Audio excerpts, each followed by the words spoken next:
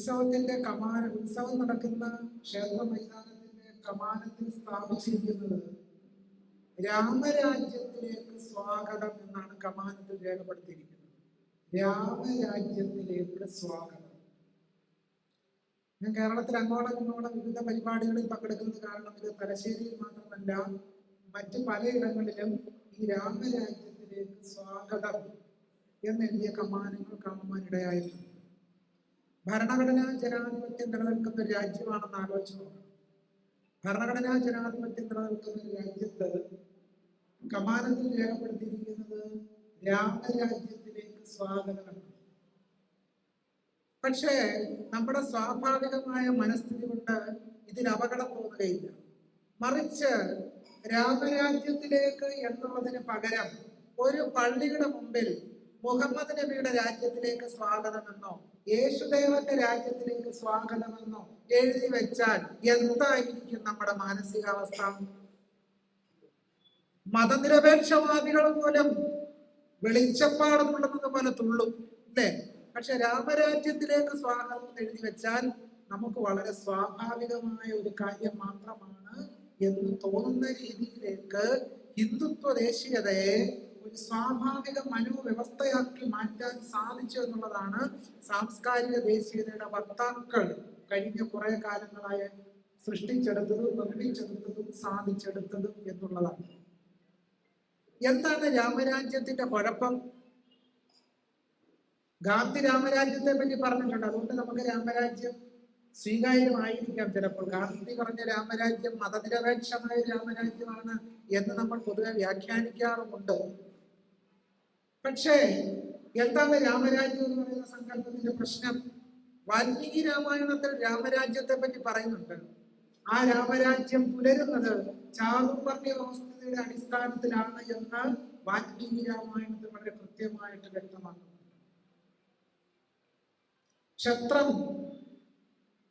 ക്ഷത്രിയൻ ബ്രാഹ്മണനെ അനുസരിച്ച് ജീവിക്കണമെന്നും ശൂദ്രൻ ദ്വിജന്മാരുടെ സേവ നടത്തണമെന്നുമാണ് വാൽമീകി രാമായണത്തിലുള്ള രാമരാജ്യ സങ്കല്പം. ഈ രാമരാജ്യ സങ്കല്പത്തെ എതിർത്തുകൊണ്ടാണ് കേരളത്തിന്റെ നവോത്ഥാന പോരാട്ടങ്ങൾ ഉണർന്നു വന്നത്. കോട്ടയത്തെ തിരുനക്കര മൈതാനിയിൽ SNDPയുടെ വിശേഷ യോഗം സംഘടിപ്പിക്കപ്പെട്ട അവസരത്തിൽ പണ്ഡിറ്റ് മദൻ മോഹൻ മാളവ്യ കേരളത്തിൽ വരികയും SNDPയുടെ യോഗത്തിൽ പങ്കെടുക്കുകയും ചെയ്തു. മദൻ മോഹൻ മാളവ്യ രാമനാമം ജപിക്കണമെന്ന് ഈഴവരോട് ആഹ്വാനം ചെയ്തപ്പോൾ സാക്ഷാൽ സഹോദരയ്യപ്പൻ ആ വേദിയിൽ എഴുന്നേറ്റ് നിന്ന് പണ്ഡിറ്റ് മദൻ മോഹൻ മാളവ്യയെ വെല്ലുവിളിക്കുകയും രാമനാമം ജപിക്കുന്നതിന് പകരം രാവണ കീ ജയ് വിളിച്ചുകൊണ്ട് മദൻ മോഹൻ മാളവ്യയെ എതിർക്കുകയാണ് ചെയ്തത്. ഈ രാമപാരമ്പര്യത്തെ, രാമാവതാരങ്ങളെ, രാമനെ അടിസ്ഥാനപ്പെടുത്തിയ ദേശീയതയെ നിരസിക്കുകയാണ് കേരള നവോത്ഥാനം ചെയ്തിട്ടുള്ളത്. രാമാദികളുടെ കാലത്തായിരുന്നുവെങ്കിൽ നമുക്ക് ശംഭൂകന്റെ ഗതിയാകുമായിരുന്നു എന്ന് പറഞ്ഞ നാരായണ ഗുരുസ്വാമികൾ രാമനിൽ കേന്ദ്രീകരിക്കുന്ന ദേശീയതയെ നിരസിച്ചു. ഇതാണ് എനിക്ക് ആമുഖമായി സൂചിപ്പിക്കാറുള്ളത്. ഇത് സൂചിപ്പിച്ചുകൊണ്ട് മാത്രമേ നമുക്ക് വിഷയത്തിലേക്ക് കടക്കാൻ കഴിയൂ.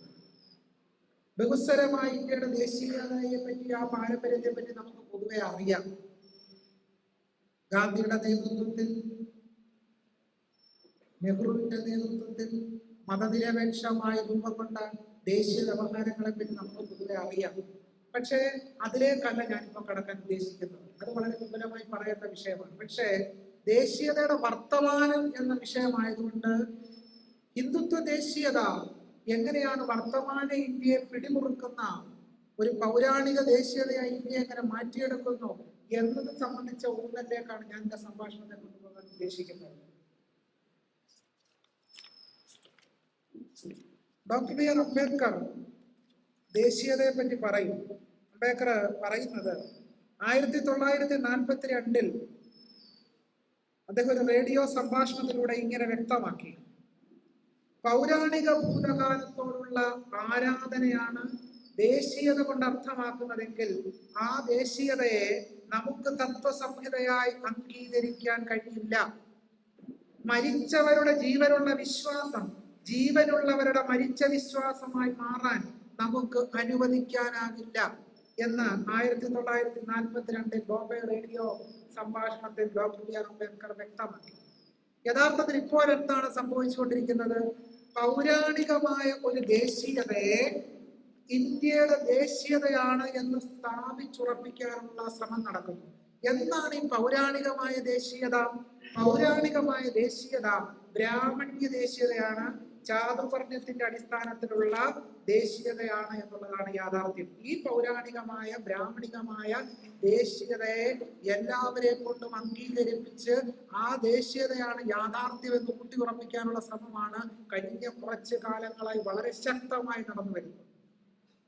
ആ ദേശീയത ഉറപ്പിക്കുന്നതിന് വേണ്ടിയാണ് രാമായണ പരമ്പരകൾ ടെലിവിഷൻ സീരിയലുകളുടെ കാണിച്ച് ബഹുസ്വരമായ ഇന്ത്യൻ ദേശീയതയെ അട്ടിമറിച്ചുകൊണ്ട് ഇന്ത്യൻ ഇതിഹാസ പുരാണ പാഠപാരമ്പര്യങ്ങളുടെ ബ്രാഹ്മണികമായ ആഖ്യാനങ്ങൾ ദേശീയതയെ ഉറപ്പിച്ചെടുത്തത്.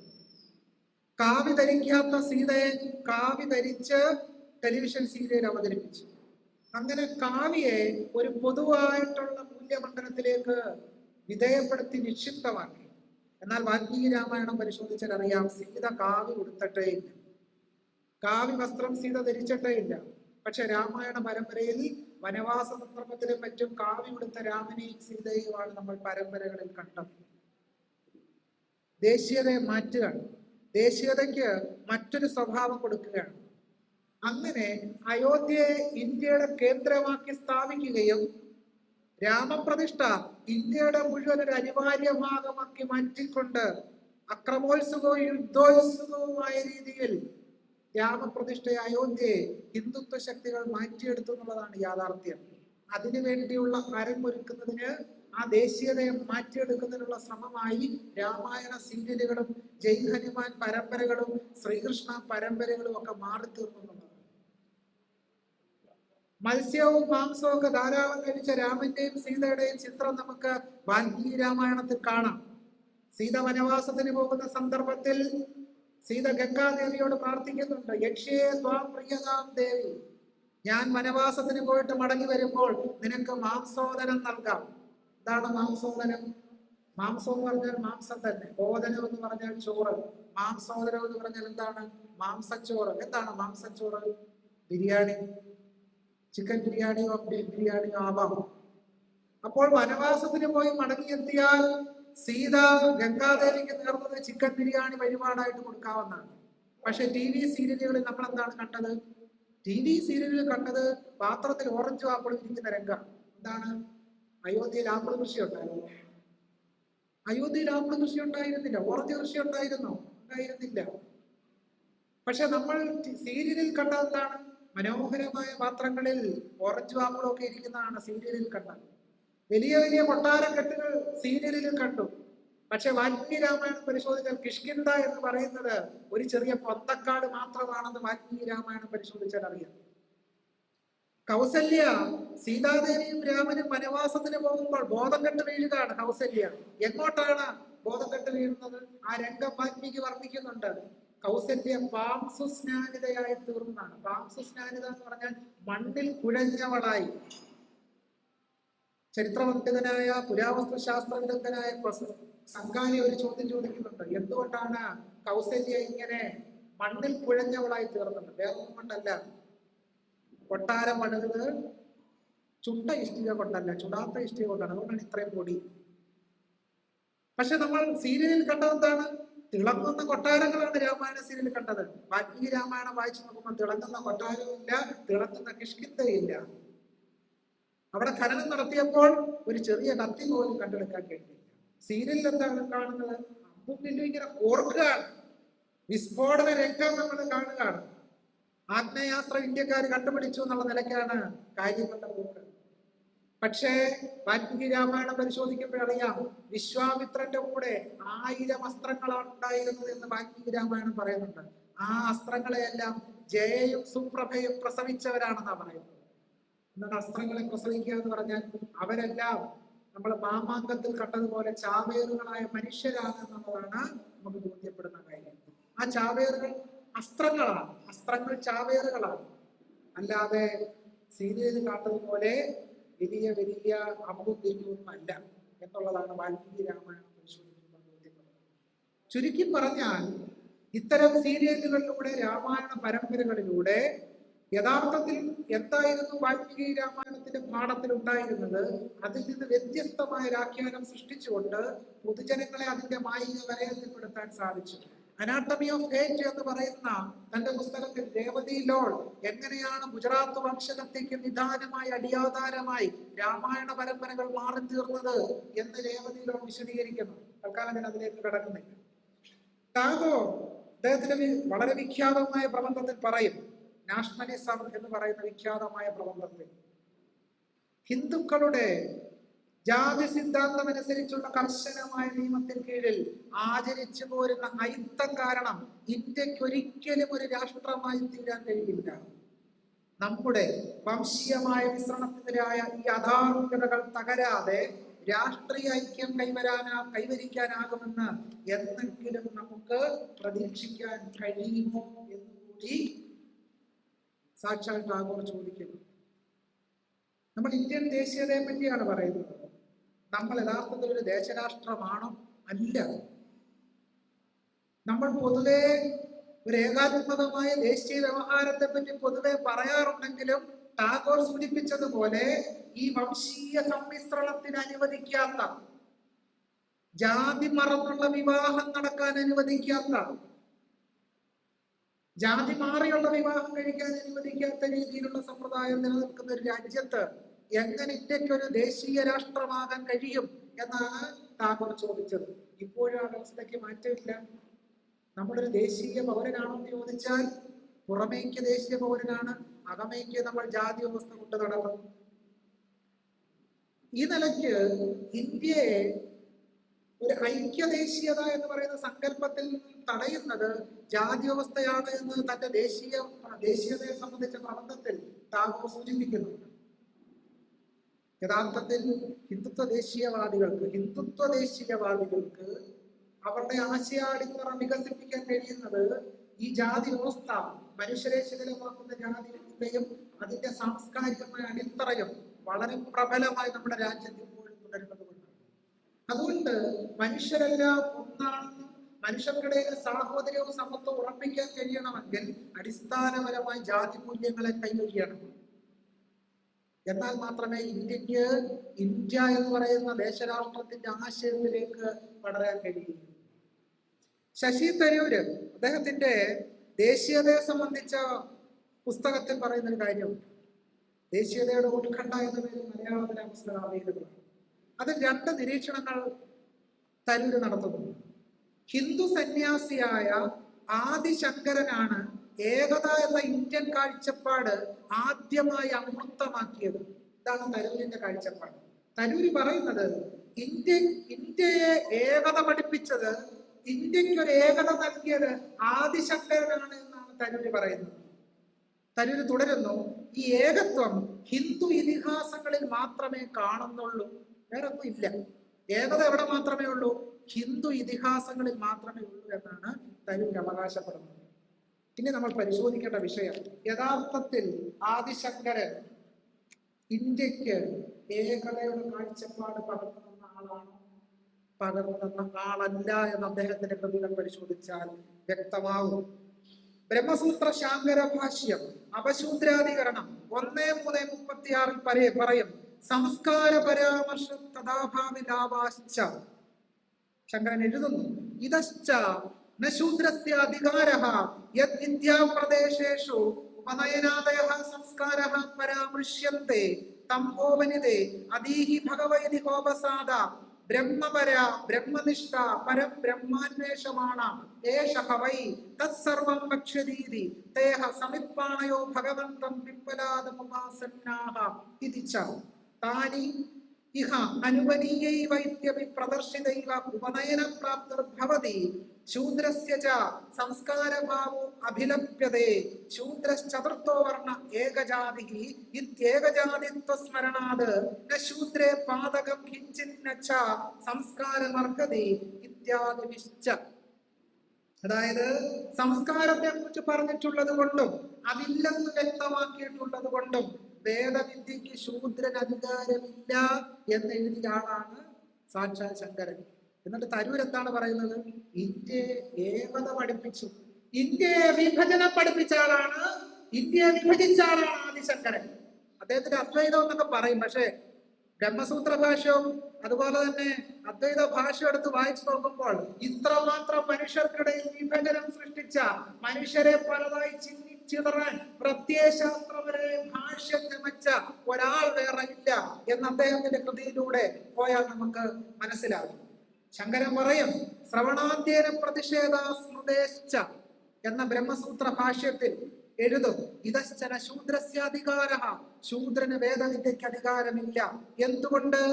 അധഹാസ്യ വേദോപസൃണ്ണത സ്ത്രഭുജതുഭ്യാം ശ്രോത്ര പ്രതിപൂരണം ഇതി പത്യുഹവ ഏതശ്മശാനം യശൂദ്രസ്തസ്മാത് ശൂദ്രസമീപേ നാദ്യേതവ്യം ഇതി ച.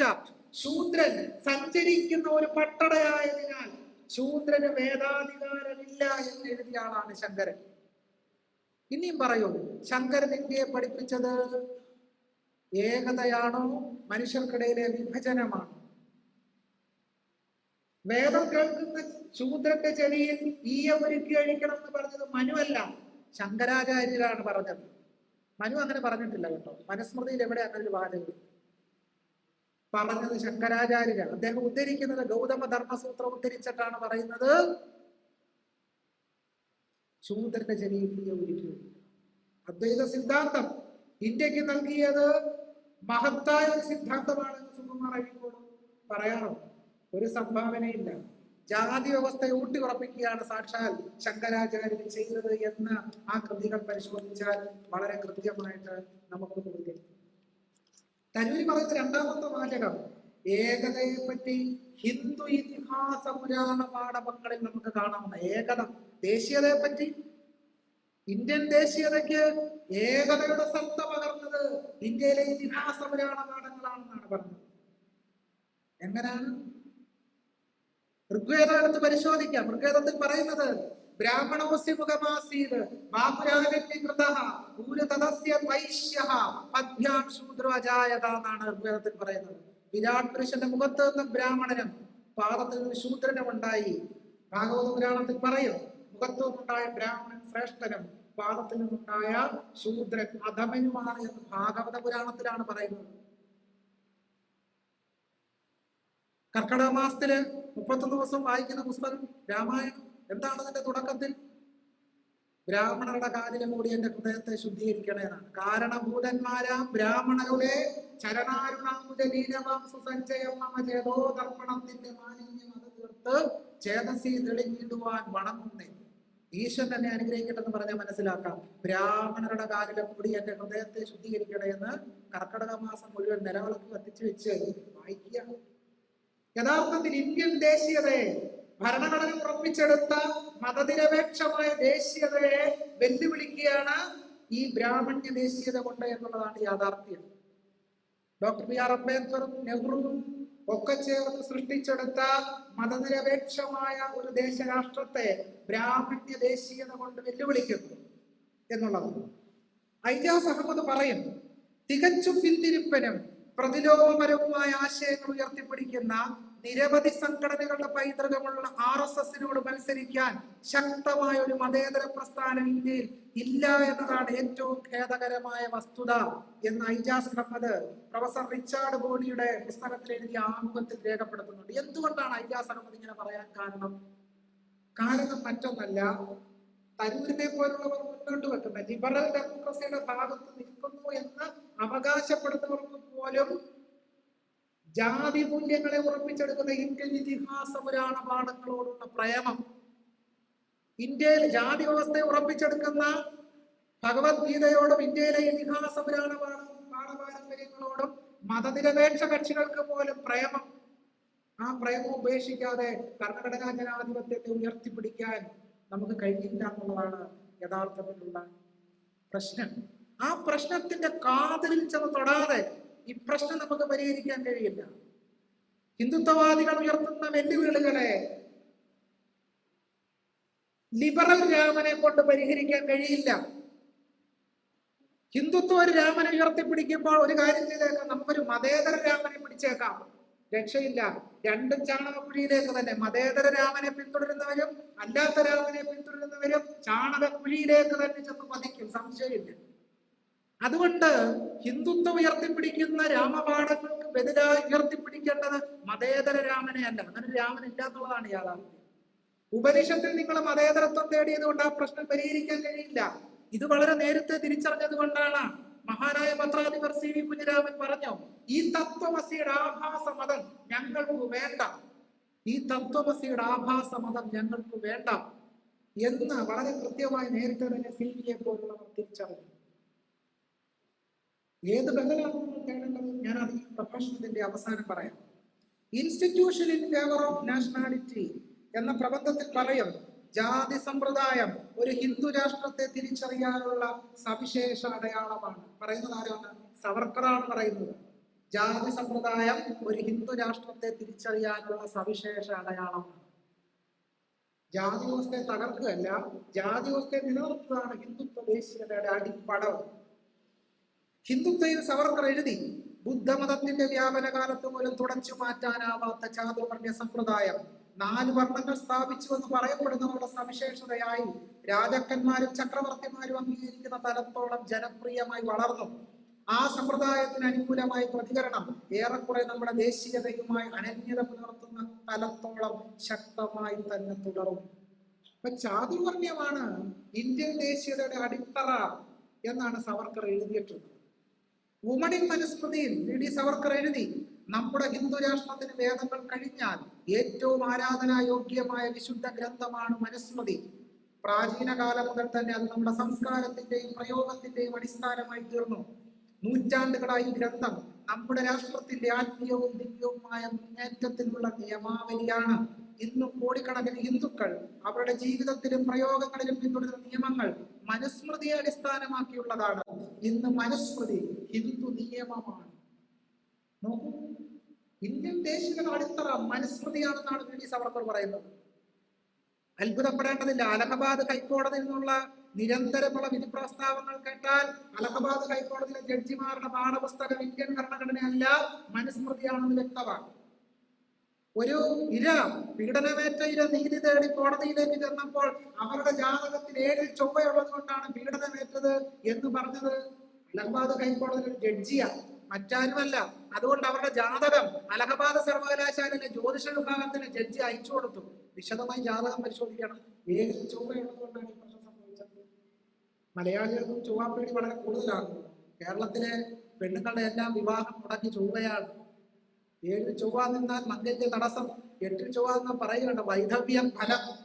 ചൊവ്വയെ പേടിച്ച് മലയാളികൾ ഇന്ത്യൻ ഇറങ്ങിയപ്പോൾ ചൊവ്വയിലേക്ക് ന്യാസവേടകം വഹിക്കുമ്പോൾ മലയാളി ചൊവ്വയുടെ ക്ഷേത്രത്തിലേക്ക് പോകും. ഈ സാംസ്കാരിക പരിതോവസ്ഥയിലൂടെയാണ് സാംസ്കാരിക ഹിന്ദുത്വം നമ്മുടെ മണ്ണിൽ നിലയുറപ്പിക്കുന്നത്, പടരുന്നത് എന്നുള്ളത്. അതുകൊണ്ട് അടിസ്ഥാനപരമായി ഭരണഘടന ഉറപ്പിച്ചെടുക്കുന്ന സ്വാതന്ത്ര്യം, സമത്വം, സാഹോദര്യം എന്ന അടിസ്ഥാനപരമായ മൂല്യത്തിൽ ഉറപ്പിച്ചെടുക്കുന്ന വികസിച്ചു വരുന്ന ദേശീയതയെ, ദേശീയ വ്യവഹാരത്തെ സമ്പൂർണ്ണമായി തല്ലി തകർക്കുക എന്നുള്ളതാണ് ഹിന്ദുത്വ എക്കാലത്തും ലക്ഷ്യമാക്കിയിട്ടുള്ളത്. അതുകൊണ്ട് ഗോൾബാക്ക് ബെഞ്ച് ഓഫ് തോട്ട്സിൽ എഴുതി, നമ്മുടെ ഉഗ്രഥിതമായ ഏകതാനയ്ക്ക് വിനാശകരമായ വിഘടനപരവും പ്രാദേശികവും വിഭാഗീയവും ഭാഷാപരവും മറ്റു രീതികളിലുള്ളതുമായ എല്ലാ സ്വാഭിമാനത്തിന്റെയും തരി പോലും അവശേഷിപ്പിക്കാതെ സ്റ്റേറ്റിനുള്ളിലെ, അതായത് ഭാരതത്തിനുള്ളിൽ സ്വയംഭരണാവകാശമോ അർദ്ധ സ്വയംഭരണാവകാശമുള്ള എല്ലാ സ്റ്റേറ്റുകളെയും തുടച്ചു നീക്കുന്നതിന് നമ്മുടെ രാജ്യത്തിന്റെ ഭരണഘടനയുടെ ഫെഡറൽ ഘടനയെ കുറിച്ചുള്ള എല്ലാ ചർച്ചകളെയും എന്നേക്കുമായി കുഴിച്ചു മൂടിക്കൊണ്ട് ഒരു രാജ്യം, ഒരു സ്റ്റേറ്റ്, ഒരു നിയമനിർമ്മാണ സഭ, ഒരു പരമാധികാരി എന്ന് ഉദ്ഘോഷിക്കുകയാണ്. ആ ലക്ഷ്യം കൈവരിക്കാനുള്ള ഏറ്റവും പ്രധാനപ്പെട്ടതും കാര്യക്ഷമവുമായ നടപടി ഏകരൂപത്തിലുള്ള ഈ ഭരണകൂടം സ്ഥാപിക്കാൻ നമുക്ക് ഭരണഘടനയെ പുനഃപരിശോധിച്ച് മാറ്റി എഴുതാം. ഭരണഘടന ഉയർത്തിപ്പിടിക്കുന്ന സ്വാതന്ത്ര്യത്തെ, ഫെഡറലിസത്തെ തകർക്കാൻ ഗോൾവാൾക്കറുടെ ആയുധം എന്താണ്? ഭരണഘടനയെ മാറ്റി എഴുതണം. അതാണ് യഥാർത്ഥത്തിൽ ഹിന്ദുത്വ ഭരണകൂടം ചെയ്തുകൊണ്ടിരിക്കുന്നത്. 1992 ജനുവരി 14 RSSന്റെ മേധാവിയായിരുന്ന രാജേന്ദ്ര സിംഗ് ഇങ്ങനെ രേഖപ്പെടുത്തി, ഈ രാജ്യത്തിന്റെ ചില പ്രത്യേക നിർദ്ദേശങ്ങൾ ഭരണഘടനയിൽ പ്രതിഫലിക്കേണ്ടതാണ്. ഭാരതമായ ഇന്ത്യക്ക് പകരം ഹിന്ദുസ്ഥാനായ ഭാരതം എന്നാണ് പറയേണ്ടത്. വിഭിന്ന ഘടകങ്ങൾ ചേർത്തുണ്ടായ സംസ്കാരം എന്ന ഔദ്യോഗിക രേഖകൾ പരാമർശിക്കുന്നുണ്ടെങ്കിലും തീർച്ചയായും നമ്മുടേത് അത്തരത്തിലുള്ള ഒന്നല്ല. അത് ബഹുസ്വരതയല്ല ഇന്ത്യൻ ദേശീയതയുടെ അടിത്തറ. പിന്നെ അത് ഏകാത്മകമായ ഹിന്ദു ദേശീയതയാണ് എന്നാണ് പറഞ്ഞു വെക്കുന്നത്. ഭരണഘടനയിൽ മാറ്റങ്ങൾ വരുത്തണമെന്നാണ് ഇതെല്ലാം വ്യക്തമാണ്. 1992 വാചകം. 1998 വാജ്പേയിയും അദ്വാനിയും യഥാക്രമം പ്രധാനമന്ത്രിയും ആഭ്യന്തരമന്ത്രിയുമായും അധികാരത്തിലേറ്റ ഉടൻ തന്നെ RSS ഈ പഴയ ആവശ്യം ഉന്നയിച്ചു. പ്രസിഡൻഷ്യൽ രീതിയിലുള്ള ഭരണകൂടം സ്ഥാപിക്കണമെന്നും ഭരണകൂടം പൊളിച്ചിടണമെന്നും ആവശ്യപ്പെട്ടു. കഠിനമായ എതിർപ്പുണ്ടായിരുന്നിട്ടും 2000 ആണ്ടിന്റെ ആദ്യപാദത്തിൽ ഭരണഘടന പുനഃപരിശോധിക്കാൻ വാജ്പേയി സർക്കാർ ഒരു സംഘത്തെ നിയോഗിച്ചു എന്ന് നമുക്ക് കാണാം. കോൺസ്റ്റിറ്റ്യൂഷൻ ലീവ്സ് എന്ന് പറയുന്ന ലേഖനത്തിന്റെ ഹിന്ദു 1998 മെയ് 5 ലേഖനം പരിശോധിച്ചാൽ ഇത് നമുക്ക് വ്യക്തമാണ്. HP ശേഷാദ്രി ഓർഗനൈസറിൽ എഴുതിയ ലേഖനം 2002 നവംബർ 24, 17 തീയതികളുടെ നോക്കിയാൽ ഇത് നമുക്ക് വളരെ വ്യക്തമായിട്ട് കാണാൻ കഴിയും. 1947 ഓഗസ്റ്റ് 14 ഓർഗനൈസറിലെ ലേഖനത്തിലും ഹിന്ദുസ്ഥാനിൽ ഹിന്ദുക്കൾ മാത്രമാണ് രാഷ്ട്രം എന്ന് രേഖപ്പെടുത്തിയിരുന്നു. പറഞ്ഞു വരുന്ന എന്താണ് ബഹുസ്വരമായ ഇന്ത്യൻ ദേശീയതയുടെ വെല്ലുവിളി? അത് ഹിന്ദുത്വ ദേശീയതയാണ്. ചാതുർവർണ്ണത്തിന്റെ അടിസ്ഥാനത്തിലുള്ള ദേശരാഷ്ട്ര സങ്കല്പമാണ് ബഹുസ്വരമായ ഇന്ത്യൻ ദേശീയതയുടെ ഏറ്റവും വലിയ വെല്ലുവിളി. അത് തന്നെയാണ് ഇന്ത്യയുടെ വർത്തമാനം. ഹിന്ദുത്വ ദേശീയതയാണ് വർത്തമാന ഇന്ത്യ നേരിടുന്ന ഏറ്റവും ഭീകരമായ വെല്ലുവിളി എന്നുള്ളത്. അങ്കിൾ പരിവാറിന്റെ പഠനം സൂചിപ്പിക്കുന്നത് ഇന്ത്യൻ സർവകലാശാലകളിലെ 97% അധ്യാപകർക്കും സവർണരാണ്. മാനവ വിഭവശേഷി മന്ത്രാലയം പാർലമെന്റിൽ വെച്ച കണക്ക് സൂചിപ്പിക്കുന്നത് ഇന്ത്യൻ IIT-കളിലെ 121 അധ്യാപക ഒഴിച്ച് ബാക്കി മുഴുവൻ സവർണരാണ് എന്നുള്ളതാണ്. മാധ്യമ മേഖലകൾ, ഭൂസ്വത്തുക്കളുടെ കണക്കെടുത്താൽ ഇതെല്ലാം തന്നെ ഒരു സവർണ ഒളിഗാർക്കിയാൽ നിയന്ത്രിതമായ വ്യവസ്ഥയായി രാഷ്ട്രത്തെ മാറ്റിക്കഴിഞ്ഞു. ഈ സവർണ ഒളിഗാർക്കിയാണ് ഹിന്ദു രാഷ്ട്രത്തിന്റെ ആധാരശില എന്നുള്ളത്. വി ഓർ അവർ നേഷൻ ഡിഫൈൻഡിൽ ഗോൾവാൾക്കർ പറയും, രാഷ്ട്രത്തിന്റെ ശരീരമാണ് ജാതി, അതിന്റെ തകർച്ചയോടെ രാഷ്ട്രം നിലവിലില്ലാതെയാകുന്നു. എന്താണ് ഹിന്ദുത്വ ദേശീയത? ഹിന്ദുത്വ ദേശീയത ജാതി മേൽക്കോയ്മയുടെ അടിസ്ഥാനത്തിലുള്ള ദേശീയതയാണ്. അതിൽ ഏറ്റവും മുകളിൽ ബ്രാഹ്മണനും ബാക്കിയുള്ളവരെല്ലാം അടിത്തട്ടിൽ. അതുകൊണ്ടാണ് ഇപ്പോഴും തോട്ടിപ്പണി ചെയ്യുന്നവർ തോട്ടിപ്പണി ചെയ്തുകൊണ്ടേയിരിക്കുകയും തൊഴിലുറപ്പ് പദ്ധതിക്ക് ഫണ്ട് വിഹിതം ഏറ്റവും കുറയ്ക്കുകയും ചെയ്യുന്നത് എന്തുകൊണ്ടാണ്? ഹിന്ദുത്വ ദേശീയത നമ്മുടെ രാജ്യത്തിന്റെ സ്വാഭാവിക വ്യവസ്ഥയായിരിക്കുന്നത് കൊണ്ടാണ്. അടിസ്ഥാന ജനവിഭാഗങ്ങൾ നടത്തുന്ന സമരങ്ങളോട് എപ്പോഴും ഭരണകൂട ശക്തികൾക്ക് വെറുപ്പും വിദ്വേഷവും ഉണ്ടാകുന്നത്. അടിസ്ഥാന ജനവിഭാഗങ്ങളെ ഇന്ത്യൻ ജനതയായി ഭരണകൂട ശക്തികൾ അംഗീകരിക്കുന്നില്ല എന്നുള്ളതാണ്.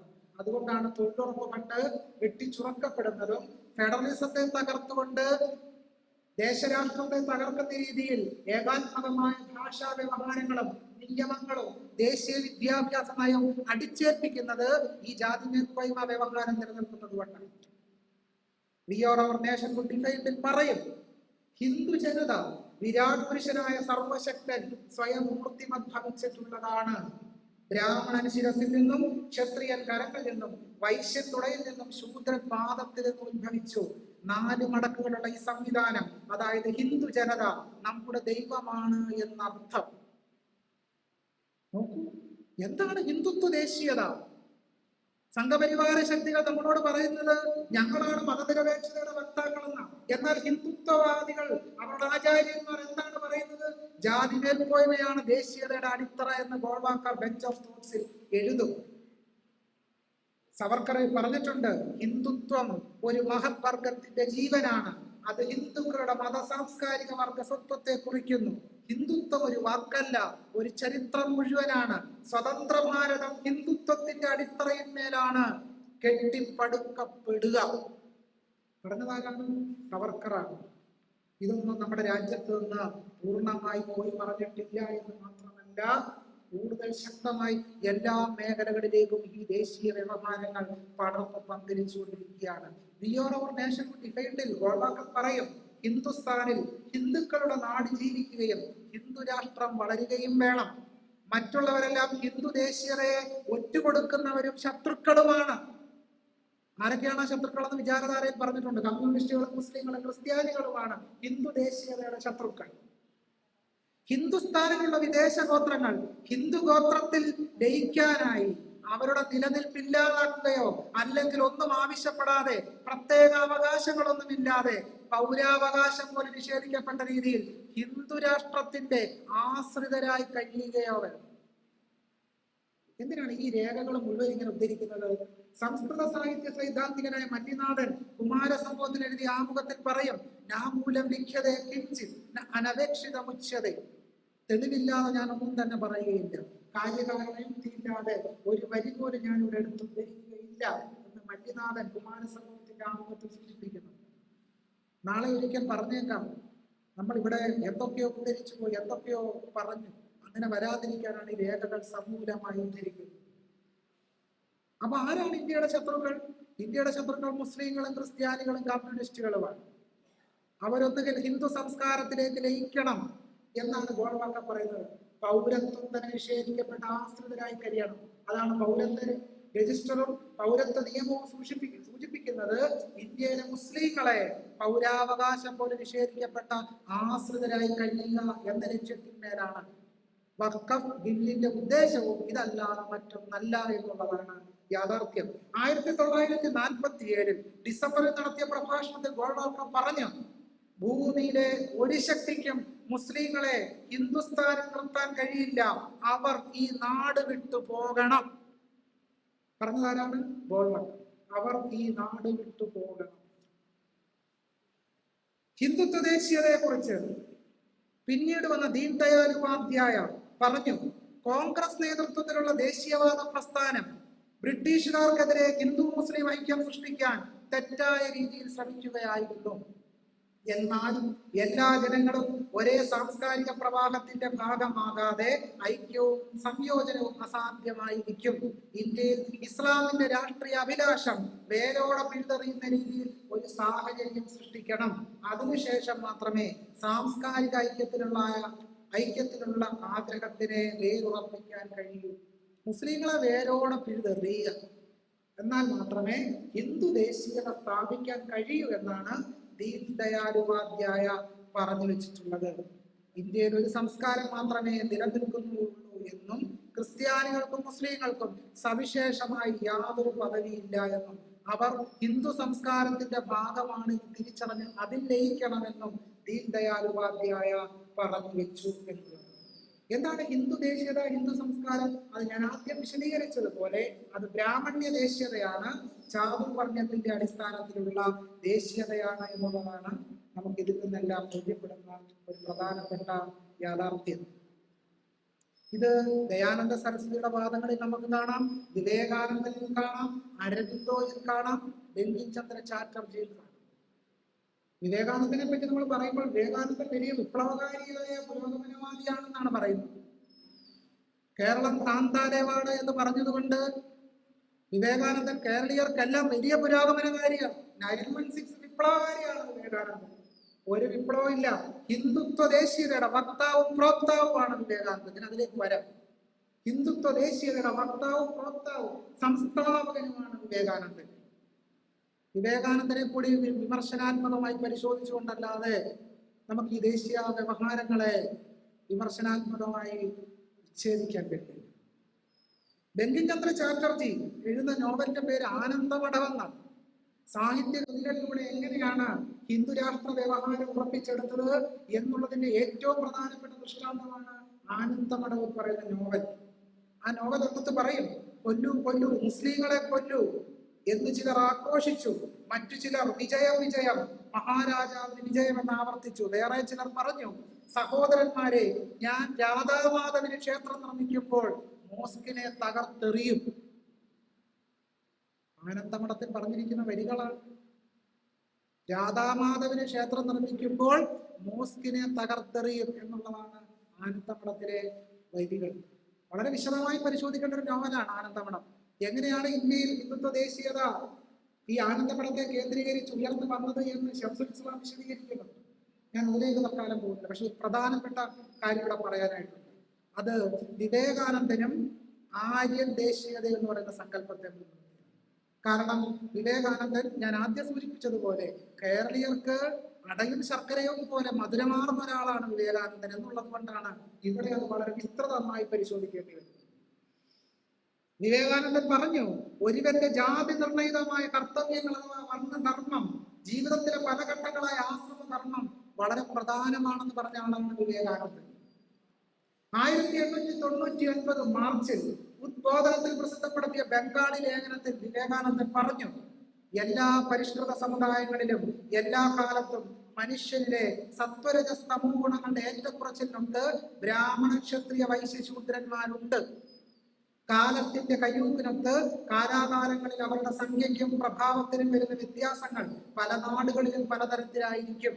ചില നാടുകളിൽ ഈ 4 ജാതികളിൽ ഒന്നിലുള്ളവരുടെ സംഖ്യയും പ്രഭാവവും മറ്റുള്ളവരുടേതിനേക്കാൾ അധികമാണെന്നും വരാം.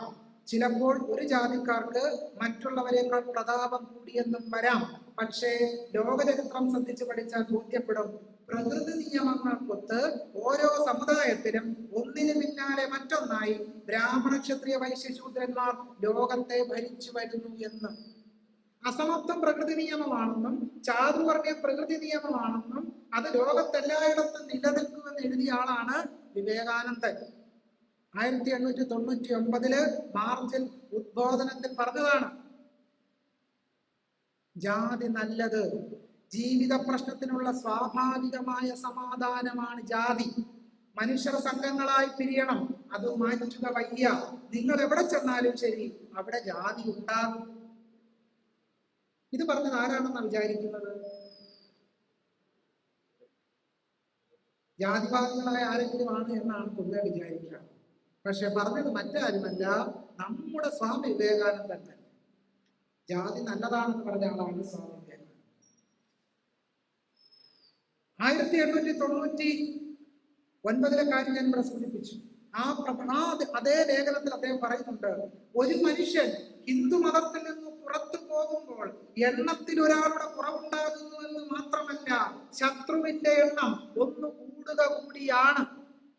ഹിന്ദു മതത്തിൽ നിന്ന് ആരെങ്കിലും പുറത്തു പോയാൽ ശത്രുവിന്റെ എണ്ണം വർദ്ധിക്കുകയാണ് ചെയ്തത് എന്ന് പറഞ്ഞ ആളാണ് വിവേകാനന്ദൻ. നിർഭാഗ്യവശാൽ 2000-ൽ ക്രിസ്ത്യാനികൾക്കെതിരെയും മുസ്ലിങ്ങൾക്കെതിരെയും ഗുജറാത്തിൽ കലാപങ്ങൾ നടന്നപ്പോൾ വിവേകാനന്ദ സ്വാമിയുടെ ഈ വാചകങ്ങൾ ബിൽബോർഡുകളിലും പ്ലക്കാർഡുകളിലും ഏന്തിയാണ് ഹിന്ദുത്വവാദികൾ മുസ്ലിങ്ങൾക്കും ക്രിസ്ത്യാനികൾക്കുമെതിരെ ശക്തമായ ഹിംസാത്മകമായ വേട്ട നടത്തിയത് എന്ന് നമ്മൾ മറന്നുപോകരുത്. അതുകൊണ്ട് വിവേകാനന്ദനെ മതേതരമായി ഉയർത്തിപ്പിടിക്കുമ്പോൾ ഇച്ചിരി സൂക്ഷിക്കണം.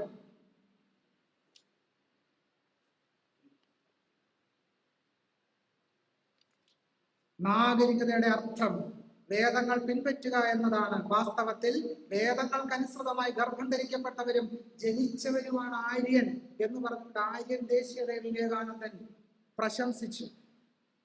ഞാനിവിടെ ഉദ്ധരിക്കുന്നത് മുഴുവൻ 1997 അദ്വൈതാശ്രമം കൽക്കട്ട വിവേകാനന്ദന്റെ സമ്പൂർണ്ണ സാഹിത്യകൃതികളാണ്.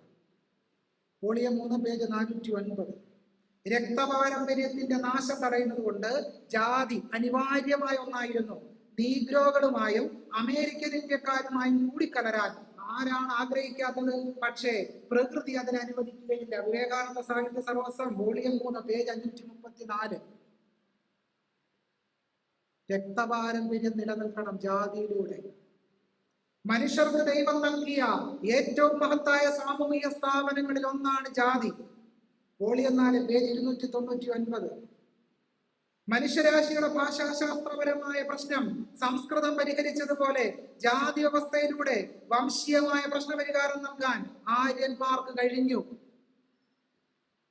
ഉത്കൃഷ്ടമായ ശക്തിയുള്ള ഒരു വംശത്തെ രൂപീകരിക്കാൻ ആവശ്യമായ സാമൂഹിക സന്തുലിതാവസ്ഥ വർണ്ണവ്യവസ്ഥ ഉറപ്പു നൽകി. Volume 3 page 534. ബ്രാഹ്മണീയതയുടെ രൂപീകരണത്തോടെ എല്ലാ സാമൂഹിക രാഷ്ട്രീയ പ്രശ്നങ്ങളും പരിഹരിക്കപ്പെട്ടു. Volume 4 page 309.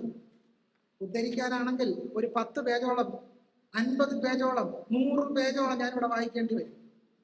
പക്ഷേ ഒരു കലത്തിലെ അരി മുഴുവൻ ബന്ധവും നോക്കാൻ ആ കലത്തിലെ അരി ചോറ് മുഴുവൻ എടുത്ത് നോക്കേണ്ട ആവശ്യമില്ല. ഒരു ചോറെടുത്ത് നോക്കിയാൽ മതി. ഇതായിരുന്നു വിവേകാനന്ദന്റെ നിലപാട്.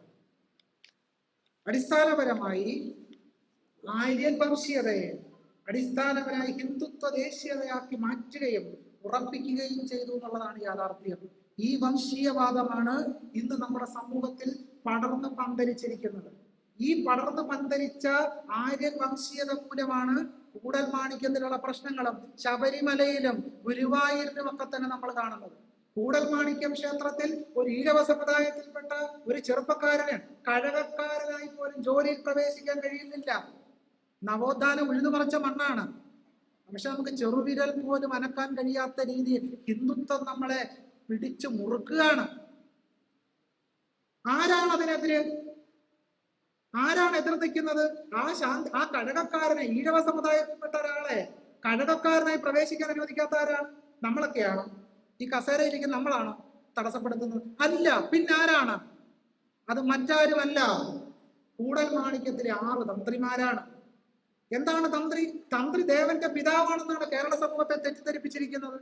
കേരളത്തിൽ എഴുതപ്പെട്ട ഒരു തന്ത്രഗ്രന്ഥത്തിലും തന്ത്രി ദേവന്റെ പിതാവാണെന്ന് പറഞ്ഞിട്ടില്ല. ഞാൻ തന്ത്രത്തിൽ ഗവേഷണം നടത്തിയ ഒരാളാണ്. ഒറ്റ തന്ത്രഗ്രന്ഥത്തിൽ പോലും തന്ത്രി ദേവന്റെ പിതാവാണെന്ന് പറയുന്നില്ല. പക്ഷെ അമ്മ കഥ ഇവരിപ്പോൾ വ്യാപിപ്പിച്ചുകൊണ്ടിരിക്കുകയാണ്, പറഞ്ഞു പടർത്തുകയാണ്.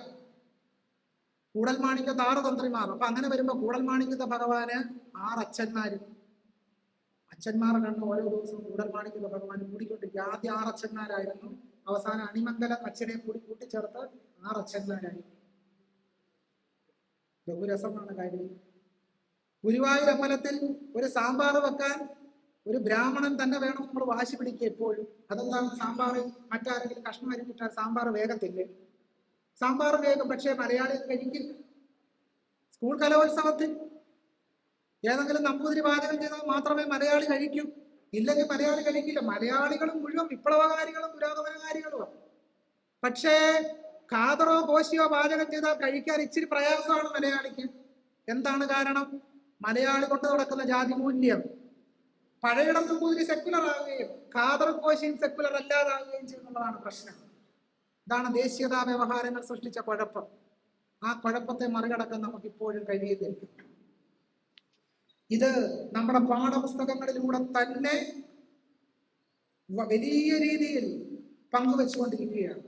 ഞാൻ ആദ്യം സൂചിപ്പിച്ചതുപോലെ പുരാണ ഇതിഹാസ പാഠപാരമ്പര്യങ്ങളെ ഉറപ്പിക്കുന്നതിന് വേണ്ടി പുരാണ ഇതിഹാസങ്ങളെ ആസ്പദമാക്കി ഭാരതീയ ഇതിഹാസ സങ്കലന യോജന എന്ന് പറയുന്ന ഒരു സംഘടന രൂപീകരിച്ചിട്ടുണ്ട്. അയോധ്യ രാമക്ഷേത്ര ക്യാമ്പയിന്റെ പ്രധാനിയായ മോറോപ്പാന്ത് പിൻകളയുടെ നേതൃത്വത്തിൽ 1979 ABISY സ്ഥാപിതമാകുന്നു. ഇന്ത്യോ ആര്യന്മാർ മധ്യേഷ്യയിൽ നിന്ന് ഇന്ത്യൻ ഉപഖണ്ഡത്തിലേക്ക് കുടിയേറി പാർത്തവരല്ല എന്നും മറിച്ച് ആര്യന്മാർ ഇന്ത്യയുടെ യഥാർത്ഥ തദ്ദേശീയ നിവാസികളായിരുന്നു എന്നുമാണ് ഇതിഹാസ സങ്കലന യോജന വാദിക്കുന്നത്. ആര്യന്മാർ ഇന്ത്യയിലേക്ക് കുടിയേറി എന്ന സിദ്ധാന്തത്തെ നിരസിച്ചുകൊണ്ട് ഇന്ത്യക്ക് പുറത്തേക്ക് ആര്യന്മാർ കുടിയേറി എന്ന വാദമാണ് ഇവർ പറഞ്ഞു വെക്കുന്നത്. ഹരിയാനയിലെ കുരുക്ഷേത്ര ആസ്ഥാനമായി പ്രവർത്തിക്കുന്ന വിദ്യാഭാരതി സംസ്കൃത ശിക്ഷാ സംസ്ഥാൻ 4 മുതൽ 12 വരെ ക്ലാസുകൾക്കായി ബോധ്മാല എന്ന പേരിൽ ഒരു പുസ്തക പരമ്പര പ്രസിദ്ധീകരിക്കുന്നുണ്ട്. അതിൽ പറയുന്നത് എല്ലാ മനുഷ്യരും ഇന്ത്യയിൽ നിന്നാണ് ഉത്ഭവിച്ചത് എന്നാണ്. അതെങ്ങനെയാണ് ഇന്ത്യയിൽ നിന്നും ഉത്ഭവിച്ചത്? ജനിതകശാസ്ത്ര പഠനങ്ങൾ ബോധ്യപ്പെടുത്തുന്നത് എന്താണ്? ആഫ്രിക്കയിൽ നിന്നും കുടിയേറിയ ജനസമൂഹത്തിന്റെ ചരിത്രം നമുക്ക് ജനിതകശാസ്ത്ര പഠനങ്ങൾ ബോധ്യപ്പെടുത്തുമ്പോൾ ഇന്ത്യയിലാണ് ആര്യന്മാർ ഉത്ഭവിച്ചതെന്നും ഇന്ത്യയിൽ നിന്നാണ് ലോകത്തെ എല്ലാ ജനവിഭാഗങ്ങളും ഉണ്ടായതെന്ന് പറയുന്ന തീർത്തും ചരിത്രവിരുദ്ധവും ശാസ്ത്രവിരുദ്ധവും പരിഭാസ്യവുമായ വാദങ്ങളാണ് ഹിന്ദുത്വവാദികൾ അവതരിപ്പിക്കുന്നത്. നമ്മളിവിടെ ഗാന്ധിയെ പറ്റി പറഞ്ഞു. ഞാൻ രാമരാജ്യം എന്ന് പറയുന്ന സങ്കല്പത്തെ പറ്റി പറഞ്ഞുകൊണ്ടാണ് തുടങ്ങിയത്. പ്രഭാഷണത്തിന് 2 ഭാഗം കൂടി ഉണ്ട്. അത് പറഞ്ഞിട്ട് ഞാൻ എൻ്റെ ഈ സംഭാഷണത്തിൽ വിടാം. കുറച്ച് സുദീർഘമായ ഒരു പ്രബന്ധമാണ്. ഇതിനകത്ത് ഗാന്ധി പറഞ്ഞ രാമരാജ്യ സങ്കല്പം നമ്മൾ സൂക്ഷ്മമായി പരിശോധിക്കേണ്ടതാണ്. ഗാന്ധിയോട് ഒരിക്കൽ ചോദിച്ചു, ഈ വർണ്ണാശ്രമ ധർമ്മം എന്ന് പറഞ്ഞാൽ ജാതി വ്യവസ്ഥ തന്നെയല്ലേ? ആ വർണ്ണാശ്രമ ധർമ്മത്തെ ഹൃദയഭാവമായി ചേർത്ത് പിടിക്കുന്ന ഗാന്ധി എന്തുകൊണ്ടാണ് അതിലെ ജാതി വ്യവസ്ഥ കാണാത്തത്?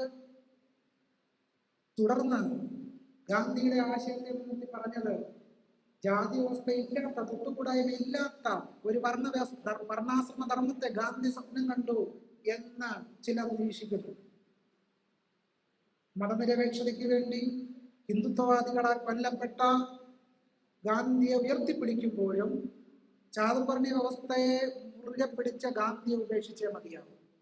ഇതാണ് എന്റെ പോയിന്റ്. മതനിരപേക്ഷവാദിയായ ഗാന്ധിയെ, ഹിന്ദുത്വവാദികളാൽ കൊല്ലപ്പെട്ട ഗാന്ധിയെ ഉയർത്തിപ്പിടിക്കുമ്പോൾ തന്നെ ചാതുർവർണ്ണത്തെ ഹൃദയഭാവമായി കണ്ട ഗാന്ധി ഉപേക്ഷിച്ചേ പറ്റൂ. അങ്ങനെ മാത്രമേ വർത്തമാന ഇന്ത്യ നേരിടുന്ന പ്രതിസന്ധികളെ നമുക്ക് ആത്മാർത്ഥമായി പരിഹരിക്കാൻ കഴിയൂ. കാരണം ഗാന്ധി ഒരു സനാതന വിശ്വാസിയായിരുന്നു. Cast must go. ഗാന്ധിയുടെ പ്രബന്ധത്തിന്റെ പേരാണ് കാസ്റ്റ് മസ്റ്റ് ഗോ. ജാതി പോകണം. പ്രബന്ധം കേട്ട് കഴിയുമ്പോൾ നമ്മൾ ഗാന്ധി ജാതി പോകണം എന്ന് ആത്മാർത്ഥമായി ആഗ്രഹിച്ചു വരുന്നു. അയിത്തോച്ചാളത്തിനെതിരെ പോരാടിയ ആളാണ് ഗാന്ധി. പക്ഷേ കാസ്റ്റ് മസ്റ്റ് ഗോയിൽ ഗാന്ധി എഴുതി, I believe in Varnasrama of the Vedas, which, in my opinion, is based on absolute equality of status, notwithstanding passages to the contrary in the Smritis and elsewhere. വർണ്ണാശ്രമ ധർമ്മത്തിൽ ഞാൻ അഗാധമായി വിശ്വസിക്കുന്നു. വേദങ്ങളിൽ നിന്ന് ഉത്ഭവിച്ച വർണ്ണാശ്രമ ധർമ്മത്തിൽ, സ്മൃതികളിൽ നിന്നുള്ളതല്ല, വേദങ്ങൾ. അദ്ദേഹം പറഞ്ഞു, the law of Varna teaches us that we have each one of us to earn our bread by following the ancestral calling. It defines not our rights but our duties. It necessarily has reference to callings that are conducive to the welfare of the humanity and to no other.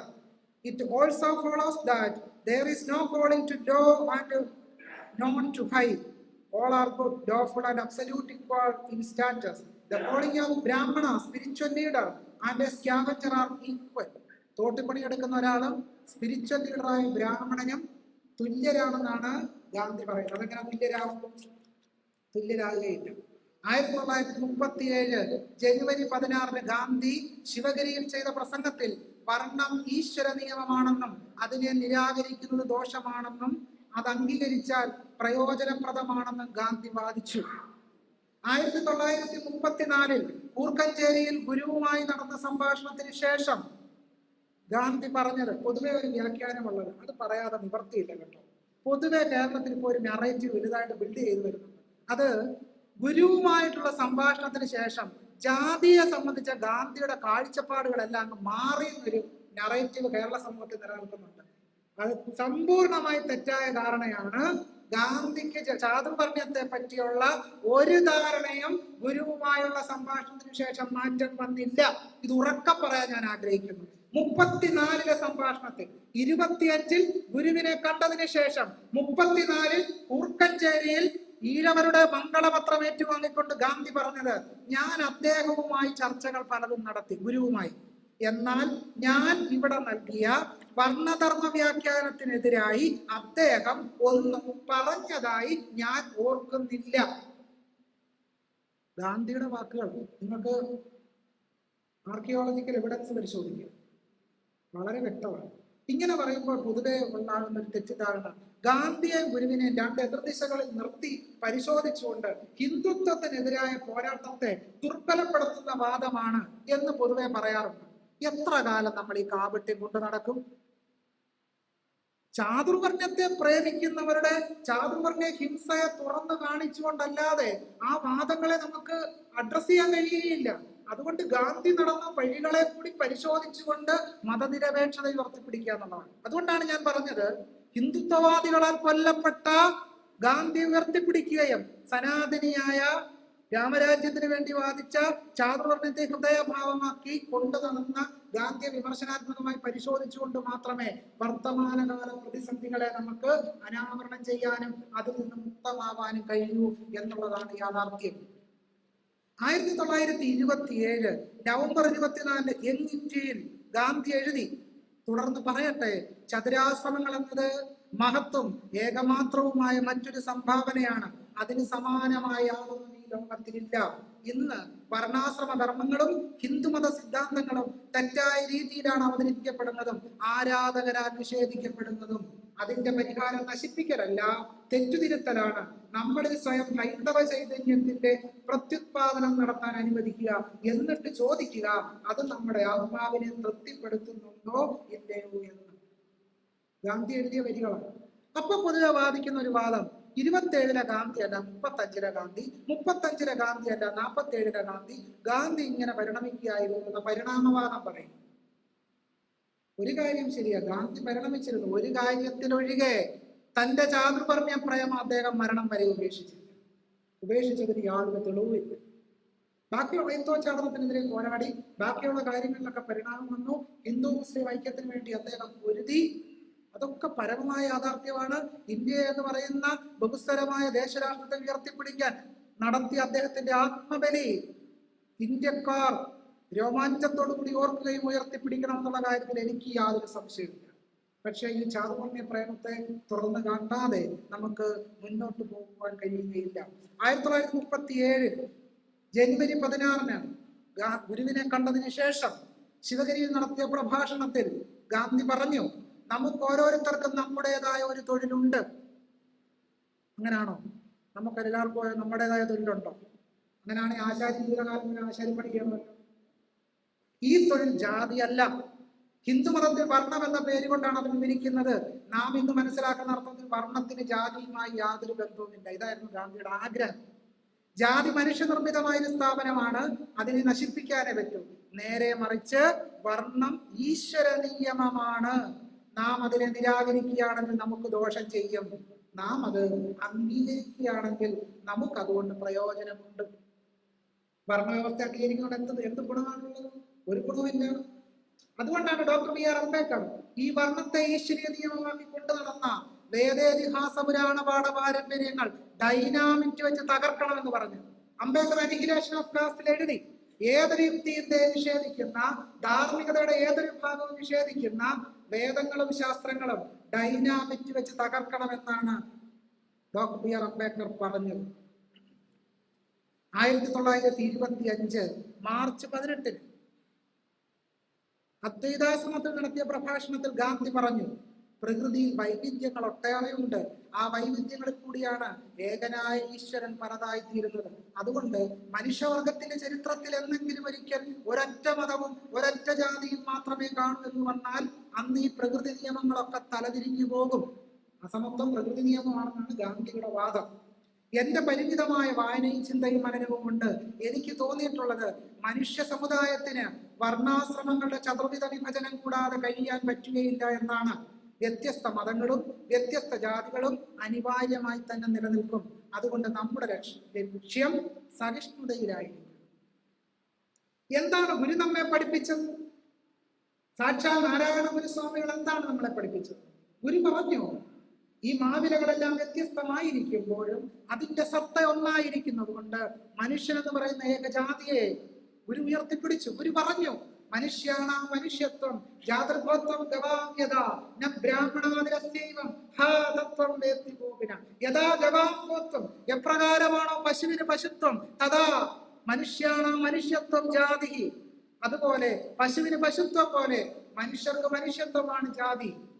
ന ബ്രാഹ്മണാദിരസ്യൈവം, ബ്രാഹ്മണാദി ഭേദങ്ങൾ നിലനിൽക്കുന്നില്ല. അസ്യ തത്വം നവയത്തി, ഈ തത്വം ആരും അറിയുന്നില്ലല്ലോ എന്ന് ഗുരുസ്വാമികൾ പറഞ്ഞു. ചാതുർവർണ്ണത്തെ ഗുരു നിരാകരിച്ചു.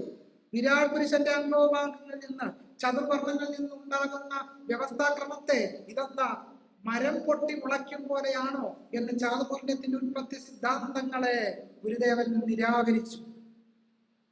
നമ്മളൊരു കാര്യം കൂടി മനസ്സിലാക്കണം. 1936 doctor B.R. Ambedkar annihilation of caste എഴുതുമ്പോൾ അതിനെതിരെ ആദ്യമായി രംഗത്ത് വന്നത് മറ്റാരുമല്ല, സാക്ഷാൽ ഗാന്ധി തന്നെയായിരുന്നു.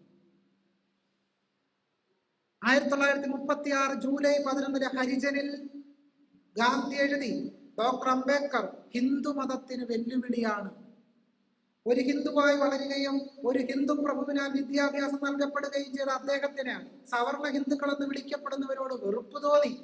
അല്ലെങ്കിൽ അദ്ദേഹത്തിനും അദ്ദേഹത്തിന്റെ ആളുകൾക്കും സവർണറുടെ കൈകളിൽ നിന്ന് ലഭിച്ച പരിഗണന മൂലം സവർണ ഹിന്ദുക്കളെ മാത്രമല്ല അവരുടെ പൊതുപൈതൃകമായ ഹിന്ദു മതത്തെ തന്നെ ഉപേക്ഷിക്കുന്നതിലേക്ക് നയിച്ചു.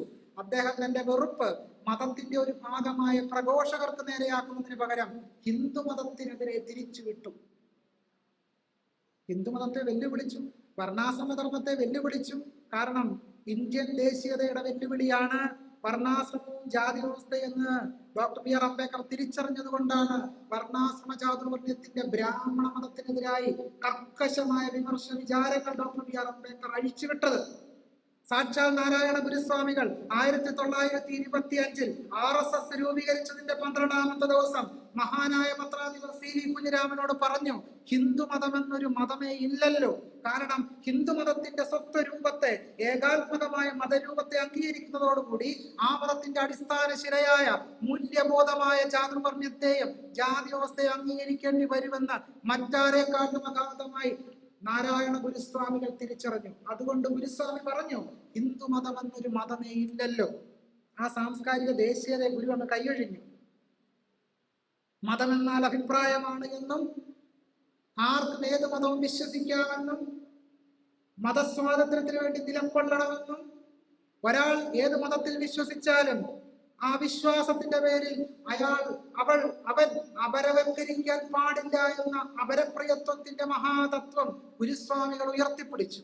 ഗുരു പറഞ്ഞു, അവനിവൻ എന്നതൊക്കെ ഓർത്താൽ അവനിയിൽ ആദിമമായ ഒരു ആത്മരൂപം, ഇവൻ എന്നൊക്കെ പറയുന്നത് അവനിയിൽ ആദിമമായ ആത്മരൂപമാണ് എന്ന് പറഞ്ഞുകൊണ്ട് ഏകാത്മകതയെ, സാഹോദര്യത്തെ, സമത്വത്തെ ഇന്ത്യൻ ദേശീയതയുടെ അടിപ്പറവായി നാരായണ ഗുരുസ്വാമികൾ അവതരിപ്പിച്ചു. 1888 ഹരികുപ്പുറത്ത് ശിവപ്രതിഷ്ഠയ്ക്ക് ശേഷം ഗുരു പറഞ്ഞത് സോദരത്വേനമാകുന്ന മാതൃകാ സ്ഥാനമെന്നാണ്. ഇന്ത്യൻ ദേശീയതയുടെ ബദൽ ഈ സോദരത്വേനമാകുന്ന മാതൃകാ സ്ഥാനമാണ്. ഭരണഘടനയുടെ ആമുഖത്തിൽ രേഖപ്പെടുത്തിയിരിക്കുന്ന സ്വാതന്ത്ര്യവും സമത്വവും സാഹോദര്യവുമാണ് വർത്തമാനകാലത്ത് നാം നേരിടുന്ന ഹിന്ദുത്വ ദേശീയതയുടെ ബദലും വിമോചനാത്മകമായ തുറവിയും എന്നുള്ളതാണ് നാം തിരിച്ചറിയേണ്ട ഏറ്റവും പ്രധാനപ്പെട്ട കാര്യം. അതുകൊണ്ട് ഗാന്ധിയുടെ ഈ നിലപാടുകളെല്ലാം സമഗ്രമായി പരിശോധിച്ചതിനു ശേഷം ശാസ്ത്രചരിത്രകാരിയും ചിന്തകയുമായ ഡോക്ടർ മീരാനന്ദ അവരുടെ പ്രോഫിറ്റ് ഫേസിംഗ് ബൈക്ക്വേഡിൽ എഴുതി, ഗാന്ധിയൻ പരിഷ്കരണവാദം മാനവ സമൂഹത്തെ ജാതീയമായി വെട്ടിപ്പിളർക്കുന്ന ചാതുർവർണ്ണയ വ്യവസ്ഥയെ നിരാകരിക്കുന്നില്ല എന്ന് സുചിന്തിതമായി രേഖപ്പെടുത്തി. ഇന്ത്യൻ ദേശീയതയുമായി ബന്ധപ്പെട്ട് ഉയർന്നു വന്ന വ്യവഹാരങ്ങളിൽ ഇതിഹാസ പുരാണ പാഠങ്ങളെയും ഭഗവത്ഗീതയെയും കേന്ദ്രമാക്കിക്കൊണ്ട് ഒരു ദേശീയ വ്യവഹാരത്തെ നിർമ്മിച്ചെടുത്തു. നമുക്കറിയാവുന്ന കാര്യമാണ്. ഗീതയെ ഇന്ത്യൻ ദേശീയതയുടെ കേന്ദ്രസ്ഥാനത്ത് കൊണ്ടുവച്ചു. ഗാന്ധി കൊണ്ടു നടന്ന ഗീതയിലും തിലകൻ കൊണ്ടു നടന്ന ഗീതയിലും ഗീത ദേശീയ വ്യവഹാരത്തിന്റെ കേന്ദ്രത്തിലേക്ക് വന്നു എന്നുള്ളതാണ് യാഥാർത്ഥ്യം. ഖുറാൻ വന്നില്ല, ബൈബിളും വന്നില്ല. ആ ദേശീയ വ്യവഹാരത്തിനുള്ളിൽ തന്നെ ചില പുറന്തള്ളൽ യുക്തികൾ അന്തർലീനമായിരുന്നു എന്നുള്ളതാണ് സൂചിപ്പിക്കാൻ ആഗ്രഹിക്കുന്നത്. അതുകൊണ്ട് ദേശീയ സ്വാതന്ത്ര്യ സമരത്തിനകത്തേക്ക് കടന്നു വന്ന ഇതിഹാസ പുരാണ പാഠപാരമ്പര്യങ്ങളിൽ നിന്ന് ഉയർകൊണ്ട ദേശീയവാദ വ്യവഹാരങ്ങൾ പിൽക്കാലത്ത് ഹിന്ദുത്വ ദേശീയതയ്ക്ക് വളവും വെള്ളവും പകർന്ന് ഹോമാഗ്നിയിലെ നെയ്യ് പോലെ ഭവിച്ചു എന്നുള്ളതാണ് യാഥാർത്ഥ്യം. അതുകൊണ്ട് നമ്മൾ പരിശോധിക്കാതെ പോകരുത്. ദേശീയവാദത്തിന്റെ, ദേശീയ സ്വാതന്ത്ര്യ സമരത്തിന്റെ വ്യവഹാരങ്ങളിൽ മതനിരപേക്ഷമായ അടിത്തറകൾ ഉണ്ടായിരിക്കുമ്പോൾ പോലും ആ മതനിരപേക്ഷതയെ വെല്ലുവിളിക്കുന്ന പിൽക്കാലത്ത് ഹിന്ദുത്വത്തിന് അടിത്തറമാകുന്ന ചില വെല്ലുവിളികൾ ബീജരൂപത്തിൽ അന്തർലീനമായിരുന്നു എന്നുള്ളതാണ്. അതിലൊന്നാണ് തിലകന്റെ ഗീതാരഹസ്യം എന്ന് പറയുന്ന വ്യാഖ്യാനം. ഗീതാരഹസ്യത്തിൽ തിലകൻ എഴുതി, ഭഗവത്ഗീതയും ഭഗവാൻ അർജുനനെ യുദ്ധത്തിന് പ്രേരിപ്പിക്കുന്ന വേളകളിലും ധർമ്മസംജ്ഞ ഈ ലോകത്തിലെ ചാതുർവർണ്ണയത്തിന്റെ ധർമ്മം എന്നർത്ഥത്തിൽ പ്രയോഗിക്കുന്നുണ്ട് എന്ന് എഴുതിയ ആളാണ് തിലകൻ. ഈ തിലകന്റെ പുസ്തകത്തെ കുറിച്ച് ഗാന്ധി എഴുതിയത്, തിലകന്റെ പുസ്തകം വളരെ ശ്രേഷ്ഠമായ പുസ്തകമാണ് എന്ന് ഗാന്ധി തിലകന്റെ ഗീതാരഹസ്യത്തെ പറ്റി എഴുതി. തിലകൻ പറഞ്ഞു, യൂറോപ്പിൽ ചാതുർവർണ്ണ വ്യവസ്ഥയില്ലാതെ സമൂഹ അഭ്യുദയത്തെ പ്രാപിച്ചിട്ടുണ്ടെന്ന് പറയുന്നത് നേരായാലും ഒരു കാര്യം വിസ്മരിക്കരുത്, ചാതുർവർണ്ണ വ്യവസ്ഥ അവിടെ ഇല്ലായിരുന്നെങ്കിലും ചാതുർവർണ്ണയത്തിലെ ധർമ്മം ജാതി രൂപത്തിലല്ലാതെ ഗുണവിഭാഗ രൂപത്തിൽ ജാഗ്രതയോടെ വർത്തിച്ചിരുന്നു എന്ന് പറഞ്ഞാൽ, ഇപ്പൊ പുതുതായിട്ട് ചില വാദങ്ങൾ നടക്കുന്നുണ്ടല്ലോ. സൈന്യത്തിൽ സേവനമനുഷ്ഠിക്കുന്ന ക്ഷത്രിയര്, അധ്യാപകര് ബ്രാഹ്മണര്, വീട്ടിൽ പണിയെടുക്കുന്നവന് ശൂദ്രരേക്കാണ് പുതിയ ചാതുർവർണ്ണ വ്യാഖ്യാനം. ഗുരുസ്വാമികൾ പറഞ്ഞു ഗുണകർമ്മങ്ങളിൽ സ്ഥായിയായി ഒന്നുമില്ലല്ലോ, പിന്നെ വർണ്ണം എങ്ങനെ നിശ്ചയിക്കാം? ചാതുർവർണ്ണത്തിന്റെ അടിസ്ഥാനം ഗുണകർമ്മ സിദ്ധാന്തമാണ്. ഈ ഗുണകർമ്മ സിദ്ധാന്തത്തിൽ എത്തില്ല, സ്ഥായിയായി ഒന്നുമില്ല, അതുകൊണ്ട് വർണ്ണം എങ്ങനെ നിശ്ചയിക്കാം എന്ന് പറഞ്ഞു വെച്ചു. ബ്രാഹ്മണർക്ക് ജ്ഞാനം, ക്ഷത്രിയർക്ക് യുദ്ധം, വൈശ്യർക്ക് കൃഷി, കാലി സംരക്ഷണം, വ്യാപാരം, ശൂദ്രർക്ക് സേവനം എന്നിങ്ങനെ ഗുണകർമ്മ സ്വഭാവങ്ങൾക്കൊത്ത് വിഭിന്ന ധർമ്മങ്ങൾ ശാസ്ത്രങ്ങളിൽ വർണ്ണിച്ചിരിക്കുന്നത് ഒരു വ്യക്തിയുടെ ഇഷ്ടത്തിനല്ല. മനുസ്മൃതിയിൽ പറയുന്നത് ചാതുർവർണ്ണയത്തിന്റെ വകുപ്പ് വിഭജനം സമൂഹത്തിന്റെ രക്ഷയ്ക്ക് കുറെ പേർ ഒന്നും യുദ്ധകല അഭ്യസിച്ച് തയ്യാറായിരിക്കുകയും കുറെ പേർ കൃഷി കച്ചവടം മുതലായവ ചെയ്യുകയും വേണമെന്ന നിഷ്കർഷതയോടെ ചെയ്തതാണത്രേ.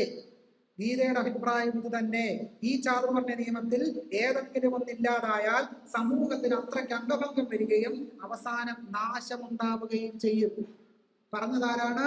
സാക്ഷാൽ ലോകമാന്യ ബാലഗംഗാധര തിലകൻ, പ്രധാനപ്പെട്ട ദേശീയ സ്വാതന്ത്ര്യ സമര പോരാളി, ഗാന്ധിയുടെ ഇഷ്ട സുഹൃത്ത്. എങ്ങനെയാണ് ചാതുർവർണ്ണ്യം ഇന്ത്യൻ ദേശീയ സ്വാതന്ത്ര്യ സമരത്തിന്റെയും ദേശീയവാദത്തിന്റെയും കേന്ദ്രമായി മാറിയതെന്നുള്ളതാണ് ഇത് സൂചിപ്പിക്കുന്നത്. രണ്ട് കാര്യങ്ങൾ കൂടി പറഞ്ഞ് ഞാൻ അവസാനിപ്പിക്കാം. അതിലൊന്ന്, നമ്മുടെ രാജ്യത്തിന്റെ പ്രധാനപ്പെട്ട ശത്രുക്കളായി നമ്മൾ ഇവിടെ കണ്ടതുപോലെ, ഇപ്പൊ നമ്മൾ കണ്ടുകൊണ്ടിരിക്കുന്നത് പോലെ മുസ്ലിങ്ങളെ ഒരു പ്രധാനപ്പെട്ട ശത്രുവായി സ്ഥാനപ്പെടുത്തിക്കൊണ്ടിരിക്കുന്നു എന്നുള്ളതാണ്. നിയമപരമായ വഴികളിലൂടെ ഔറംഗസേബിന്റെ കുടീരം പൊളിക്കാമെന്ന് പറഞ്ഞത് മഹാരാഷ്ട്ര മുഖ്യമന്ത്രി ദേവേന്ദ്ര ഫഡ്നാവിസ് ആണ്. ഫഡ്നാവിസിന്റെ വാക്കുകൾ നമ്മൾ ശ്രദ്ധിക്കണം. We all think alike that the tomb must be demolished, but some things must be done legally as it is a protected structure. It was made a protected structure by the former Congress regime. എന്ന് പറഞ്ഞത് ദേവേന്ദ്ര ഫഡ്നാവിസ് ആണ്. നിയമപരമായ വഴികളിലൂടെ ഔറംഗസേബിന്റെ കുടീരം പൊളിച്ചു കളയാമെന്ന്. അപ്പൊ നിയമപരമായ വഴികൾ സൃഷ്ടിച്ചുകൊണ്ടാണ് രാജ്യത്തെ ഹിന്ദുത്വം കാര്യങ്ങൾ ഇപ്പൊ നടത്തിക്കൊണ്ടിരിക്കുന്നത്. വഖഫ് ബില്ലിലൂടെ, പൗരത്വ നിയമങ്ങളിലൂടെ, അപ്പം പോലെ ചുട്ടെടുത്ത വ്യത്യസ്തമായ നിയമങ്ങളെല്ലാം പരിശോധിച്ചാൽ എങ്ങനെയാണ് ഹിന്ദുത്വത്തിന്റെ ആശയാവലികൾ നിയമപരമായി മാറി നമുക്കറിയാം. അതുകൊണ്ട് ഗാന്ധി സൂചിപ്പിച്ചല്ലോ, ഗാന്ധി പറഞ്ഞു നിയമം എന്തല്ല, നിയമം നീതിയല്ല. നമ്മൾ വിചാരിക്കും നിയമം നീതിയാണെന്ന്. നിയമം നീതിയല്ല. സത്യം നീതിയല്ല. സത്യം എപ്പോഴും നീതിയായിരിക്കണമെന്നില്ല. സത്യം അതാ ധർമ്മം ചരാന്നൊക്കെ പറയും. പക്ഷേ നിയമം നീതിയല്ല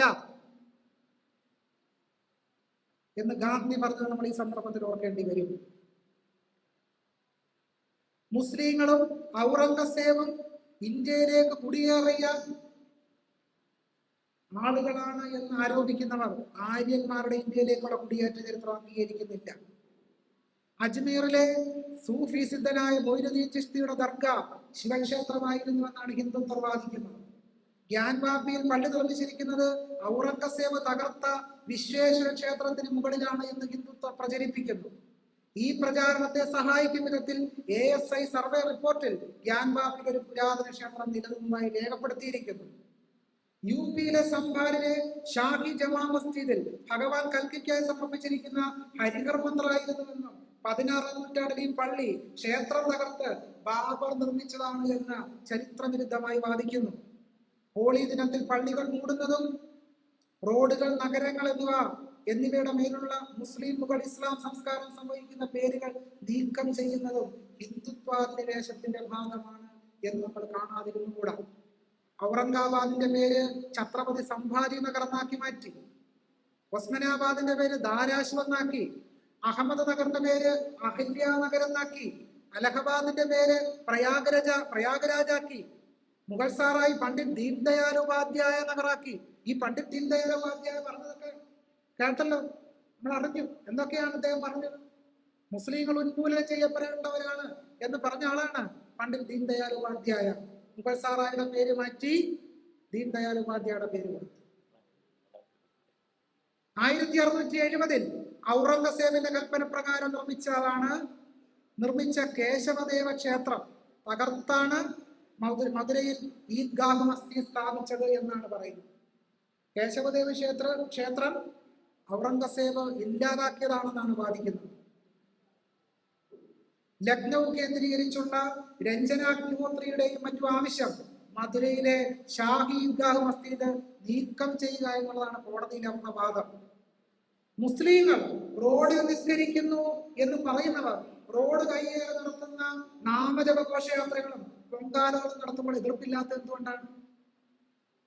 ആ ചോദ്യം ആരും ചോദിക്കാറില്ല. ശിവാജിയെയും ഔറംഗസേബിനെയും സംഭാജിയെയും ഒക്കെ തന്നെ ഹിന്ദുരാഷ്ട്ര വ്യവഹാരത്തിന്റെ ആണിക്കല്ലുകളായിട്ടാണ് ഹിന്ദുത്വവാദികൾ അവതരിപ്പിക്കുന്നത്. എന്നാൽ ശിവജി ഒരു മുസ്ലിം വിരുദ്ധനോ മുസ്ലിങ്ങൾ ഉന്മൂലനം ചെയ്യപ്പെടേണ്ടവരാണ് എന്ന് ആഗ്രഹിക്കുകയോ ചെയ്ത ഒരാളല്ല ശിവജി എന്ന ചരിത്രം പരിശോധിച്ചാൽ നമുക്ക് ബോധ്യപ്പെടും. അസംഖ്യ മുസ്ലിങ്ങളെ ശിവജി തന്റെ നാവികസേനയിലും മറ്റ് സേവനങ്ങളിൽ നിയമിച്ചിരുന്നു. 1659 കൊല്ലപ്പെട്ട അഫ്സൽ ഖാന്റെ ശവസംസ്കാരം ശിവജി സമ്പൂർണ്ണ സൈനിക ബഹുമതികളോടെ നടത്തുകയും ഖാന്റെ ശവകുടീരത്തിന്റെ സംരക്ഷണത്തിനായി ഫണ്ട് അനുവദിക്കുകയും ചെയ്തിരുന്നു. ഇസ്ലാം മതത്തിലേക്ക് പരിവർത്തനം ചെയ്ത ഹിന്ദുക്കളുമായി ശിവജി സഹകരിച്ചിരുന്നു. അവരോട് യാതൊരു തരത്തിലുള്ള വിമുഖതയും അദ്ദേഹം പുലർത്തിയിരുന്നില്ല. യുദ്ധത്തിൽ ഹിന്ദു ആയാലും മുസ്ലിം ആയാലും ഒരു സ്ത്രീയെയും ഉപദ്രവിക്കരുതെന്ന് ശിവജി തന്റെ ജനറൽമാർക്കും സൈനികന്മാർക്കും കർശനമായ നിർദ്ദേശം നൽകി. അടിസ്ഥാനപരമായി ഇന്ത്യയുടെ മതനിരപേക്ഷതയുടെ അടിത്തറ ശിവജിയിൽ നമുക്ക് കാണാൻ കഴിയും. പക്ഷേ ഹിന്ദുരാഷ്ട്രവാദികൾ ഹിന്ദുരാഷ്ട്രത്തിന്റെ സംസ്ഥാപകനായിട്ടാണ് ശിവജി ഉയർത്തിക്കാണുന്നത്. പക്ഷേ ശിവജി ഒരു രാജാവിന്റെ നിലയിലേക്ക് ഉയർന്ന ഘട്ടത്തിൽ, ചക്രവർത്തി പദത്തിലേക്ക് ആരോപിതനാകുന്ന ഘട്ടത്തിൽ ശിവജിയെ രാജാവാക്കാൻ പാടില്ല, അദ്ദേഹം ഒരു ക്ഷത്രിയനല്ല എന്ന് വാദിച്ചത് മഹാരാഷ്ട്രയിലെ ബ്രാഹ്മണരായിരുന്നു. യാഥാർത്ഥ്യം മറന്നുപോകരുത്. ഞാൻ ആദ്യം സൂചിപ്പിച്ചതുപോലെ ബഹുസ്വരതയാണ് ഇന്ത്യൻ ദേശീയതയുടെ അടിത്തറ. മൊയ്നുദ്ദീൻ ചിസ്തിയുടെ അജ്മീർ ദർഗയും ഔറംഗാബാദിലെ ശ്യാം ഷെരീഫ് ദർഗയും ഷിർദിസായുടെ മന്ദിരവും ഹിന്ദുക്കൾക്കും മുസ്ലിങ്ങൾക്കും ഒരേപോലെയുള്ള പുണ്യസ്ഥലവും. പക്ഷെ അതിനെ വിഭജിതമായി വേർതിരിച്ച് വിദ്വേഷം ഉണർത്താനാണ് യഥാർത്ഥത്തിൽ ഹിന്ദുത്വ ശക്തികൾ ശ്രമിച്ചുകൊണ്ടിരിക്കുന്നത്. ഗുജറാത്തിലെ കച്ചിലെ ജാട്ടുകൾ ദുർഗാരാധകരായ മുസ്ലിങ്ങളാണ്. ഗുജറാത്തിലെ തന്നെ പുറാനയിൽ ഇമാം ഷാ ബാബ മസ്ജിദ് സംരക്ഷിക്കുന്നത് പട്ടേൽമാരാണ്. രാജസ്ഥാനിലെ ഗോഗോമൂർഹി ക്ഷേത്രത്തിന് മുമ്പിൽ കല്ലിൽ രേഖപ്പെടുത്തിയിരിക്കുന്നത് അല്ലാഹുവിന് സ്തുതി എന്നാണ്. ജയ്സൽമീറിന്റെ മങ്ങണിയാർമാർ എന്നറിയപ്പെടുന്ന പാട്ടുകാർ മീരയുടെ ഭജനങ്ങളും ബുള്ളേഷായുടെ സൂഫി കവിതകളും ഒരുപോലെ ആലപിക്കുന്നു. അമർനാഥ് ക്ഷേത്രം കണ്ടുപിടിച്ചത് കാശ്മീരിലെ പഹൽഗാവിലെ ആദം മാലിക് എന്ന് പറയുന്ന മുസ്ലിമായിരുന്നു. ഉത്തർപ്രദേശിലെ ബഹ്റൈച്ച് പ്രദേശത്ത് മുസ്ലിം പോരാളിയായ സലം മസൂദ് ഖാസിയെ ഹിന്ദുക്കൾ പൂജിക്കുന്നുണ്ട്. അയ്യപ്പന്റെ സ്നേഹിതനായ വാവൂര് സ്വാമിയെ പറ്റി കേരളീയർക്ക് പ്രത്യേകിച്ച് പറഞ്ഞു കൊടുക്കേണ്ട ആവശ്യമില്ല. തിരുപ്പതി ബാലാജിയുടെ രണ്ടാമത്തെ ഭാര്യ ഒരു സുൽത്താന്റെ മകളായ ബീവി നാഞ്ചറയാണെന്ന് പറയുന്ന വിഖ്യാതമായ ഐതിഹ്യം നിലവിലുണ്ട്. ബംഗാൾ കടലിന് സമീപമുള്ള കണ്ടൽക്കാടുകളുടെ സംരക്ഷകയായി പൂജിക്കപ്പെടുന്നത് ബോൻ ബീവി എന്ന് പറയുന്ന മുസ്ലിം ദേവതയെയാണ്. ഔദിലെ നവാബുമാർ രാംലീലയും കൃഷ്ണലീലയും ഒരുപോലെ ആഘോഷിക്കുന്നു. ബംഗാളിലെ കരകൗശല പണിക്കാർ രാംലീലയ്ക്ക് വേണ്ട മുഖാവരണങ്ങൾ നിർമ്മിക്കുന്നു. ഒരു കാലത്ത് ഗംഗാ യമുന തേർസി എന്ന പേരിൽ സംസ്കാര സമന്വയത്തിന് ദൃഷ്ടാന്തമായ ആഘോഷം നിലനിന്നിരുന്നു എന്നുള്ളത്. ഔറംഗസേബ് അഹമ്മദാബാദിലെ ജഗന്നാഥ ക്ഷേത്രത്തിന് നിരവധി ഗ്രാമങ്ങൾ ദാനം ചെയ്ത ഒരാളാണ്. ടിപ്പു ശൃംഗേരി മഠത്തിലെ ശങ്കരാചാര്യരെ ജഗദ്ഗുരു എന്നാണ് വിശേഷിപ്പിച്ചിട്ടുള്ളത്. അദ്ദേഹത്തിന്റെ തീർത്ഥാടന സന്ദർഭങ്ങളിൽ വളരെ വലിയ രീതിയിലുള്ള സമ്പത്ത് മുടക്കിയ ആളായിരുന്നു ടിപ്പു. ഗുരുവായൂർ ക്ഷേത്രത്തിന് സവിശേഷമായ ദാനം നൽകി.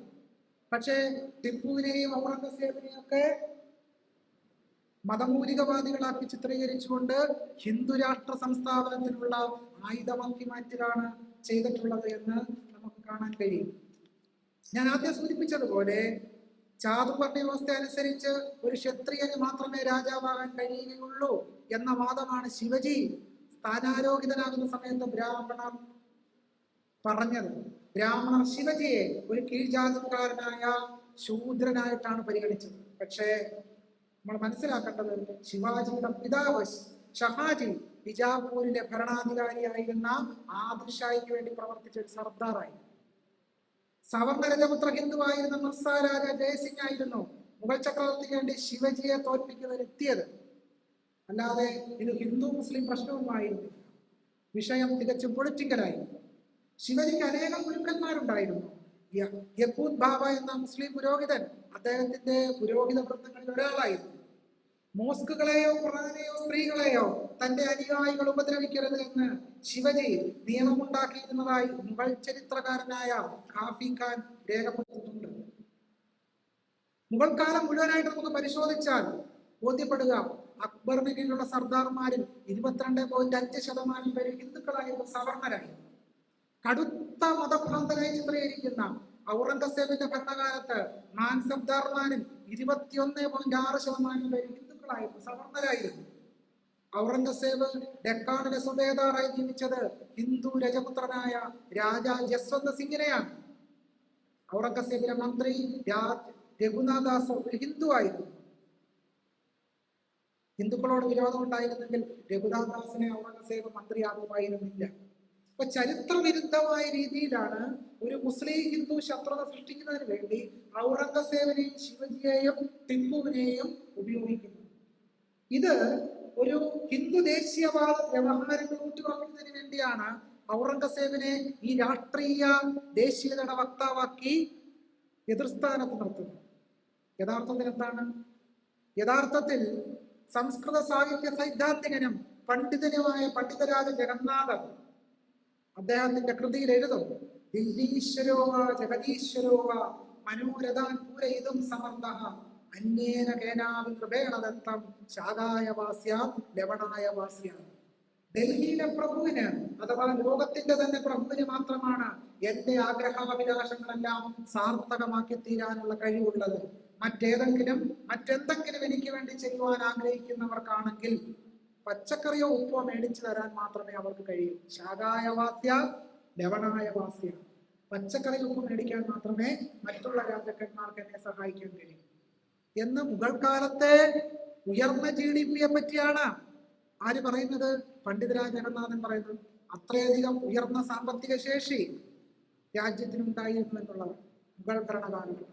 മുഗൾ ഭരണകാലഘട്ടത്തെ ഇരുണ്ട കാലഘട്ടമായി ചിത്രീകരിക്കുന്നതിലൂടെ യഥാർത്ഥത്തിൽ ഇന്ത്യയുടെ ബഹുസ്വരമായ അടിത്തറയെ, ബഹുസ്വരമായ ഇന്ത്യൻ ദേശീയതയെ നിരാകരിച്ചുകൊണ്ട് ഹിന്ദു രാഷ്ട്രവാദത്തെ ഉപയോഗിക്കാനാണ് യഥാർത്ഥ ശ്രമം. ഒരു കാര്യം കൂടി പറഞ്ഞാൽ അവസാനിപ്പിക്കാം. അത് നമ്മളെല്ലാവരും ഇന്നലെ കണ്ട ഒരു വാർത്തയെ കേന്ദ്രീകരിച്ചുകൊണ്ട് അതും കൂടെ പറഞ്ഞ് എന്റെ സംഭാഷണം അവസാനിക്കുക. വിഷമിക്കാൻ കുറെ നേരമായിട്ട് പറഞ്ഞ് ഞങ്ങൾ സഹികെട്ടു എന്നുള്ള നിലയ്ക്കാണെങ്കിൽ ഉടൻ തന്നെ അവസാനിക്കും. ഇതുകൂടി പറയാതെ അവസാനിപ്പിക്കാൻ കഴിയില്ല. അതുകൊണ്ടാണ് ഇന്നലെ വന്ന വാർത്ത ഭഗവത്ഗീതയും നാട്യശാസ്ത്രവും യുനെസ്കോയുടെ പ്രത്യേക പട്ടികയിൽ പെട്ടിരിക്കുന്നു എന്നുള്ളത്. നരേന്ദ്രമോദി അതിൽ വലിയ സന്തോഷവും രേഖപ്പെടുത്തി. നാട്യശാസ്ത്രം നമ്മുടെ ദേശീയതയുടെ ഏറ്റവും പ്രധാനപ്പെട്ട അടയാളമായി ലോകത്തിന്റെ നെറുകയിൽ ശോഭിക്കുന്നു എന്ന് രേഖപ്പെടുത്തി. ഇവിടെ പറയാൻ കാരണം ഞാൻ ഭഗവത്ഗീതയെ സംബന്ധിച്ച് സൂചിപ്പിച്ചു. എങ്ങനെയാണ് നാട്യശാസ്ത്രം ഇന്ത്യൻ ദേശീയതയുടെ അടയാളമായി മാറുന്നത്? യഥാർത്ഥത്തിൽ എന്താണ് നാട്യശാസ്ത്രം? അതാണ് പരിശോധിക്കേണ്ടത്. കലയുടെ അനുഭൂതി മണ്ഡലമായി നാട്യശാസ്ത്രത്തെ, അനുഭൂതിപരമായ രസവാദമായി നാട്യശാസ്ത്രത്തെ കാണുമ്പോൾ അതിൽ ചില പ്രശ്നങ്ങൾ അന്തർവഹിക്കുന്നുണ്ട്. അതുകൂടി പറഞ്ഞ് അവസാനിപ്പിക്കും. നാട്യശാസ്ത്രത്തിൽ പറയും, ശ്രുതി സ്മൃതി സദാചാര പരിശേഷാർത്ഥ കൽപ്പനം വിനോദജനനം ലോകേ നാട്യമേതൻ മയാകൃതം. നാട്യശാസ്ത്രം 1-ാം അധ്യായം 57-ാമത്തെ ശ്ലോകം. വേദങ്ങൾ, ധർമ്മശാസ്ത്രങ്ങൾ, സദാചാരങ്ങൾ ഇവയെ കൊണ്ട് വ്യക്തമാവാതെ അവശേഷിച്ചിട്ടുള്ള കാര്യങ്ങളെ സംയോജിപ്പിച്ച് വിനോദം ജനിപ്പിക്കുമാറ് സംഘടിപ്പിച്ചിട്ടുള്ളതാണ് ഞാൻ ആവിഷ്കരിച്ച നാട്യം. ലളിതമായി പറഞ്ഞാൽ ചാതുർവർണ്ണ്യ ധർമ്മ പ്രചാരണമാണ് നാട്യശാസ്ത്രത്തിന്റെ ലക്ഷ്യമെന്ന് വ്യക്തം. ജാതി അനുസരിച്ചാണ് മണ്ഡപം നിർമ്മിക്കേണ്ടതെന്ന് പറയുന്ന പുസ്തകമാണ് നാട്യശാസ്ത്രം. ദേവാനാം ഭവേത് ജ്യേഷ്ഠം നൃപാണാം മധ്യമം ഭവേത് ശേഷാണാം പ്രകൃതീനാം തു കനീയഃ സംവിധീയതേ. ദേവന്മാരാണ് കഥാപാത്രങ്ങളെങ്കിൽ വലിയ കൂത്തമ്പലം വേണം, രാജാക്കന്മാരാണെങ്കിൽ ഇടത്തരം കൂത്തമ്പലം, മറ്റാരാണെങ്കിലും ചെറുമതി. സംഗതി ആ ശ്രേണീകൃതത്വം ബോധ്യപ്പെടുന്നുണ്ടല്ലോ. ഉത്സാരാണി തൊരിഷ്ടാനി പാഷണ്ഡ്യാമിശ്രണസ്തദാ കാഷായ വസനാശ്ചൈവ വികലാശ്ചൈവ യേ നരാഹ. പാഷണ്ഡികൾ, അതായത് ചണ്ടാലാദികൾ എന്നാണ് വ്യാഖ്യാനം എന്ന് KP നാരായണ പിഷാരോടി. അംഗവൈകല്യമുള്ള ആളുകൾ എന്നിവരെ നാട്യമണ്ഡപത്തിന്റെ കല്ലിടുന്ന വേളയിൽ അകറ്റി നിർത്തേണ്ടതാണ്. നമ്മുടെ പ്രധാനമന്ത്രി പറഞ്ഞെന്താണ്? ഇന്ത്യൻ ദേശീയതയുടെ അടയാളമാണ് നാട്യശാസ്ത്രം. ചണ്ടാളന്മാരെ പുറന്തള്ളുന്ന നാട്യശാസ്ത്രം. അതെങ്ങനെയാണ് എല്ലാവരുടേതുമായ നാട്യശാസ്ത്രമാകുന്നത്? സ്ഥാപനേ ബ്രാഹ്മണേഭ്യശ്ച ദാതവ്യം കൃതപായസം. ശിലാസ്ഥാപന സന്ദർഭത്തിൽ ബ്രാഹ്മണർക്ക് നെയ്പായസം കുടിക്കണം, നെയ്പായസം കൊടുക്കണം.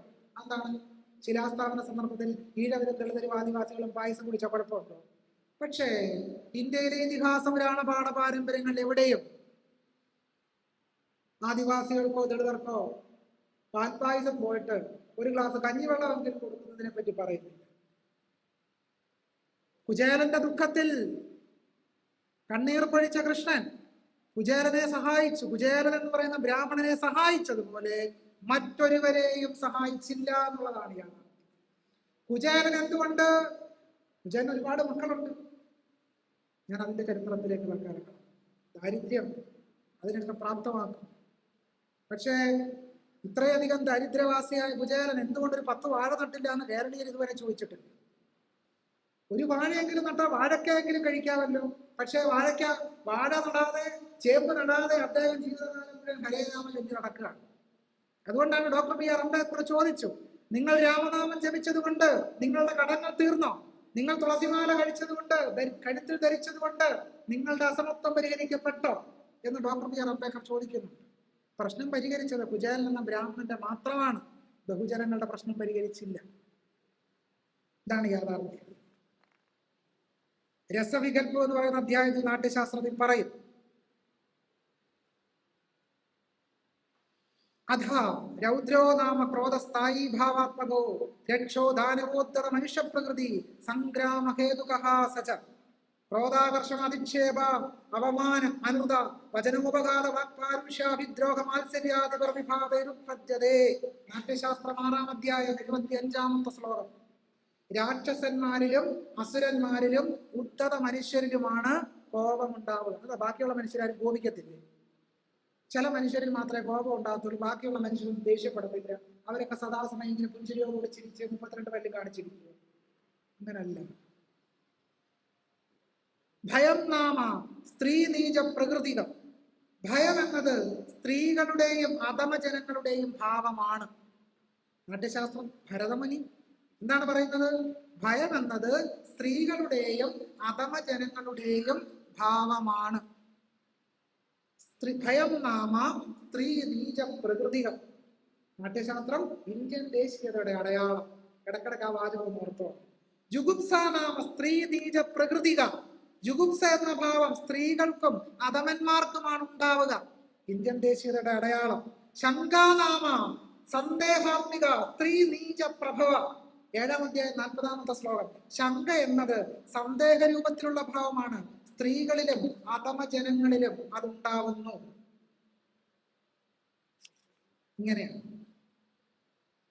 അതിൽ പറയും. 5-ാം അധ്യായത്തിൽ നാന്തി കേട്ടിട്ടുണ്ടാവും. നാന്തി ആശീർവചന സംയുക്ത നിത്യം യസ്മാ പ്രയുജ്യതേ ദേവത്വജനുപാദീനാം തസ്മാ നാന്തി സംവിധ. ദേവന്മാരുടെയും ബ്രാഹ്മണരുടെയും രാജാക്കളുടെയും ആശീർവാദത്തോടുകൂടി നിയമേന നടത്തുന്നതാകയാൽ നാന്തിക്ക് നാന്തി എന്ന പേർ. ഇനി എന്താണ് നാന്തി? നമോസ്തു സർവദേവേഭ്യോ ദ്വിജാദിഭ്യ ശുഭം തഥാ ജിതം സോമേന വൈരാജ്ഞ ശിവം ഗോബ്രാഹ്മണായ ച. ഗോബ്രാഹ്മണേഭ്യോ ശുഭമസ്തു നിത്യം എന്ന് കേട്ടിട്ടുണ്ടാവും. അതേ വരികളാണ്. നമോസ്തു സർവദേവേഭ്യോ, എല്ലാ ദേവന്മാരെയും വന്ദിക്കുന്നു. ദ്വിജാദിഭ്യ ശുഭം തഥാ, ദ്വിജാതികൾക്ക്, ദ്വിജാതി എന്ന് പറഞ്ഞാൽ പൂർവ്വോപനയനം നടത്താവുന്ന 2 ജാതികളാണ് ദ്വിജാതികൾ എന്ന് പറഞ്ഞാൽ ബ്രാഹ്മണരും ക്ഷത്രിയരും വൈശ്യരും. അവർക്ക് മംഗളം ഭവിക്കട്ടെ. ഇന്ത്യൻ ദേശീയതയുടെ അടയാളം. 3 പേർക്ക് മാത്രം ഗുണം ഭവിക്കട്ടെ. ബാക്കിയുള്ള ജനങ്ങളെ പറ്റി ഒരു ചിന്തയുമില്ല. ജിതം സോമേന വൈരാജ്ഞ, രാജാവായ സോമന് ജയം വരട്ടെ. ശിവം ഗോ ബ്രാഹ്മണായ ച, ശിവം മംഗളം ഭവിക്കട്ടെ. ആർക്ക്? പശുവിനും ബ്രാഹ്മണനും. ദളിതരുണ്ടോ? ആദിവാസികളുണ്ടോ? ബഹുജനങ്ങളുണ്ടോ? മുസ്ലിങ്ങളുണ്ടോ? ക്രിസ്ത്യാനികളുണ്ടോ? സ്ത്രീകളുണ്ടോ? ആരെങ്കിലും ഉണ്ടോ? ആരുമില്ല. ഇതാണ് നാട്യശാസ്ത്രത്തിന്റെ അവസ്ഥ. നിറത്തിന്റെ പേരിൽ ചീത്ത പ്രവൃത്തി ചെയ്യുന്നവർ, ഭൂതബാധയേറ്റവർ, രോഗികൾ, ദേഹാധ്വാനം ചെയ്യുന്നവർ, നീചജാതിയിൽപ്പെട്ടവർ, ഇവരുടെ എല്ലാം നിറം കറുപ്പാണ്. പറയുന്നവരാണ് ഭരതമുനി. കുകർപ്പിണോ ഗ്രഹഗ്രസ്ത വ്യാധിതാ തപസീ സ്ഥിതാഹ ആയസ്ത കർമ്മിണശ്ചൈവ യസിതാശ്ച കുജാതയഃ. സജാതേഹ എന്നല്ല, കുജാതേഹ, ചീത്ത രീതിയിൽ ജനിച്ചവർ, തെറ്റായ രീതിയിൽ പിറന്നവർ എന്നാണ്. കിരാതന്മാർ, ബർബരന്മാർ, ആന്ധ്രാപ്രദേശക്കാർ, ദ്രാവിഡദേശക്കാർ, കാശിരാജ്യക്കാർ, കോസലദേശക്കാർ, ദക്ഷിണദേശക്കാർ, ഇവർക്കെല്ലാം പ്രായേണ കറുപ്പ് നിറം. ഇതാണ് ബ്രാഹ്മണനെ ആര്യ എന്നും രാജാവിനെ മഹാരാജ എന്നും വിളിക്കണം. അല്പം നീതയുള്ള ആളെ ഭാവ എന്നും താഴെയുള്ള ആളെ മാരിഷ എന്നും സമനിലയിലുള്ളവനെ വയസ്യനെന്നും അധമനെ ഹം ഹോ എന്നും വിളിക്കണം. കേരളത്തിലെ ഹോ വിളി എവിടുന്നാണെന്ന് മനസ്സിലായല്ലോ, നാട്യശാസ്ത്രത്തിൽ നിന്ന്. അധമനെ എന്ന് വിളിക്കണം ഹം ഹോ. അയാൾക്കൊരു പേര് പോലും ഇല്ല. എന്താണ് ഹോ? മാന്യോ ഭാവേ വിവക്തവ്യ കിഞ്ചിദൂനസ്തു മാരിഷഃ സമാരോഹി വയസ്യേതി ഹം ഹോ ഹന്തേതി വ അധമഃ. അധമനെ എന്ത് വിളിക്കണം? ഹം ഹോ. നീചജാതിയിൽപ്പെട്ടവർ മറ്റുള്ളവരെ നോക്കിയും ആരെയും തൊടാതെയും ഒതുങ്ങി നടക്കണം. ജാത്യാ നീചേഷിയോക്തവ്യ വിലോകന പരാഗതികി അസംസ്പർശാത്തു ലോകസ്യ സ്വാങ്കാനി നിഗുഹ്യച. ഇങ്ങനെ ഓരോ ഭാഷയും സംസാരിക്കുന്നതിനെ പറ്റിയൊക്കെ വളരെ വിശദമായ വർണ്ണന നമുക്ക് ഇതിൽ കാണാം. ഞാൻ അവസാനിപ്പിക്കുകയാണ്. 1952 ഡിസംബർ 22 പൂന ജില്ലാ ലൈബ്രറിയിൽ നടത്തിയ പ്രഭാഷണത്തിൽ അംബേദ്കർ പറഞ്ഞു, അംബേദ്കർ ജനാധിപത്യത്തെ നിർവചിച്ചു. ചർച്ചയിലൂടെയുള്ള സർക്കാർ രൂപം. ഭരണകൂടത്തെ സംബന്ധിച്ച് ഭരണകൂടം എങ്ങനെയായിരിക്കണം? ചർച്ചയിലൂടെയുള്ള സർക്കാർ.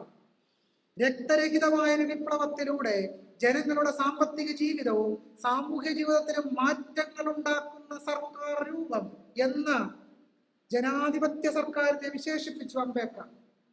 ജനങ്ങളുടെ സാമ്പത്തികവും സാമൂഹികവുമായ ജീവിതത്തിൽ അടിസ്ഥാനപരമായ മാറ്റങ്ങൾ കൊണ്ടുവരാൻ ആഗ്രഹിക്കുന്നവർക്ക് അത് സാധിക്കാൻ ജനാധിപത്യം സഹായിക്കണം. ജനങ്ങൾ അത്തരം മാറ്റങ്ങൾ രക്തം ചിന്താതെ സ്വീകരിക്കണം. എങ്കിൽ ഞാൻ അത് ജനാധിപത്യമാണെന്ന് പറയും.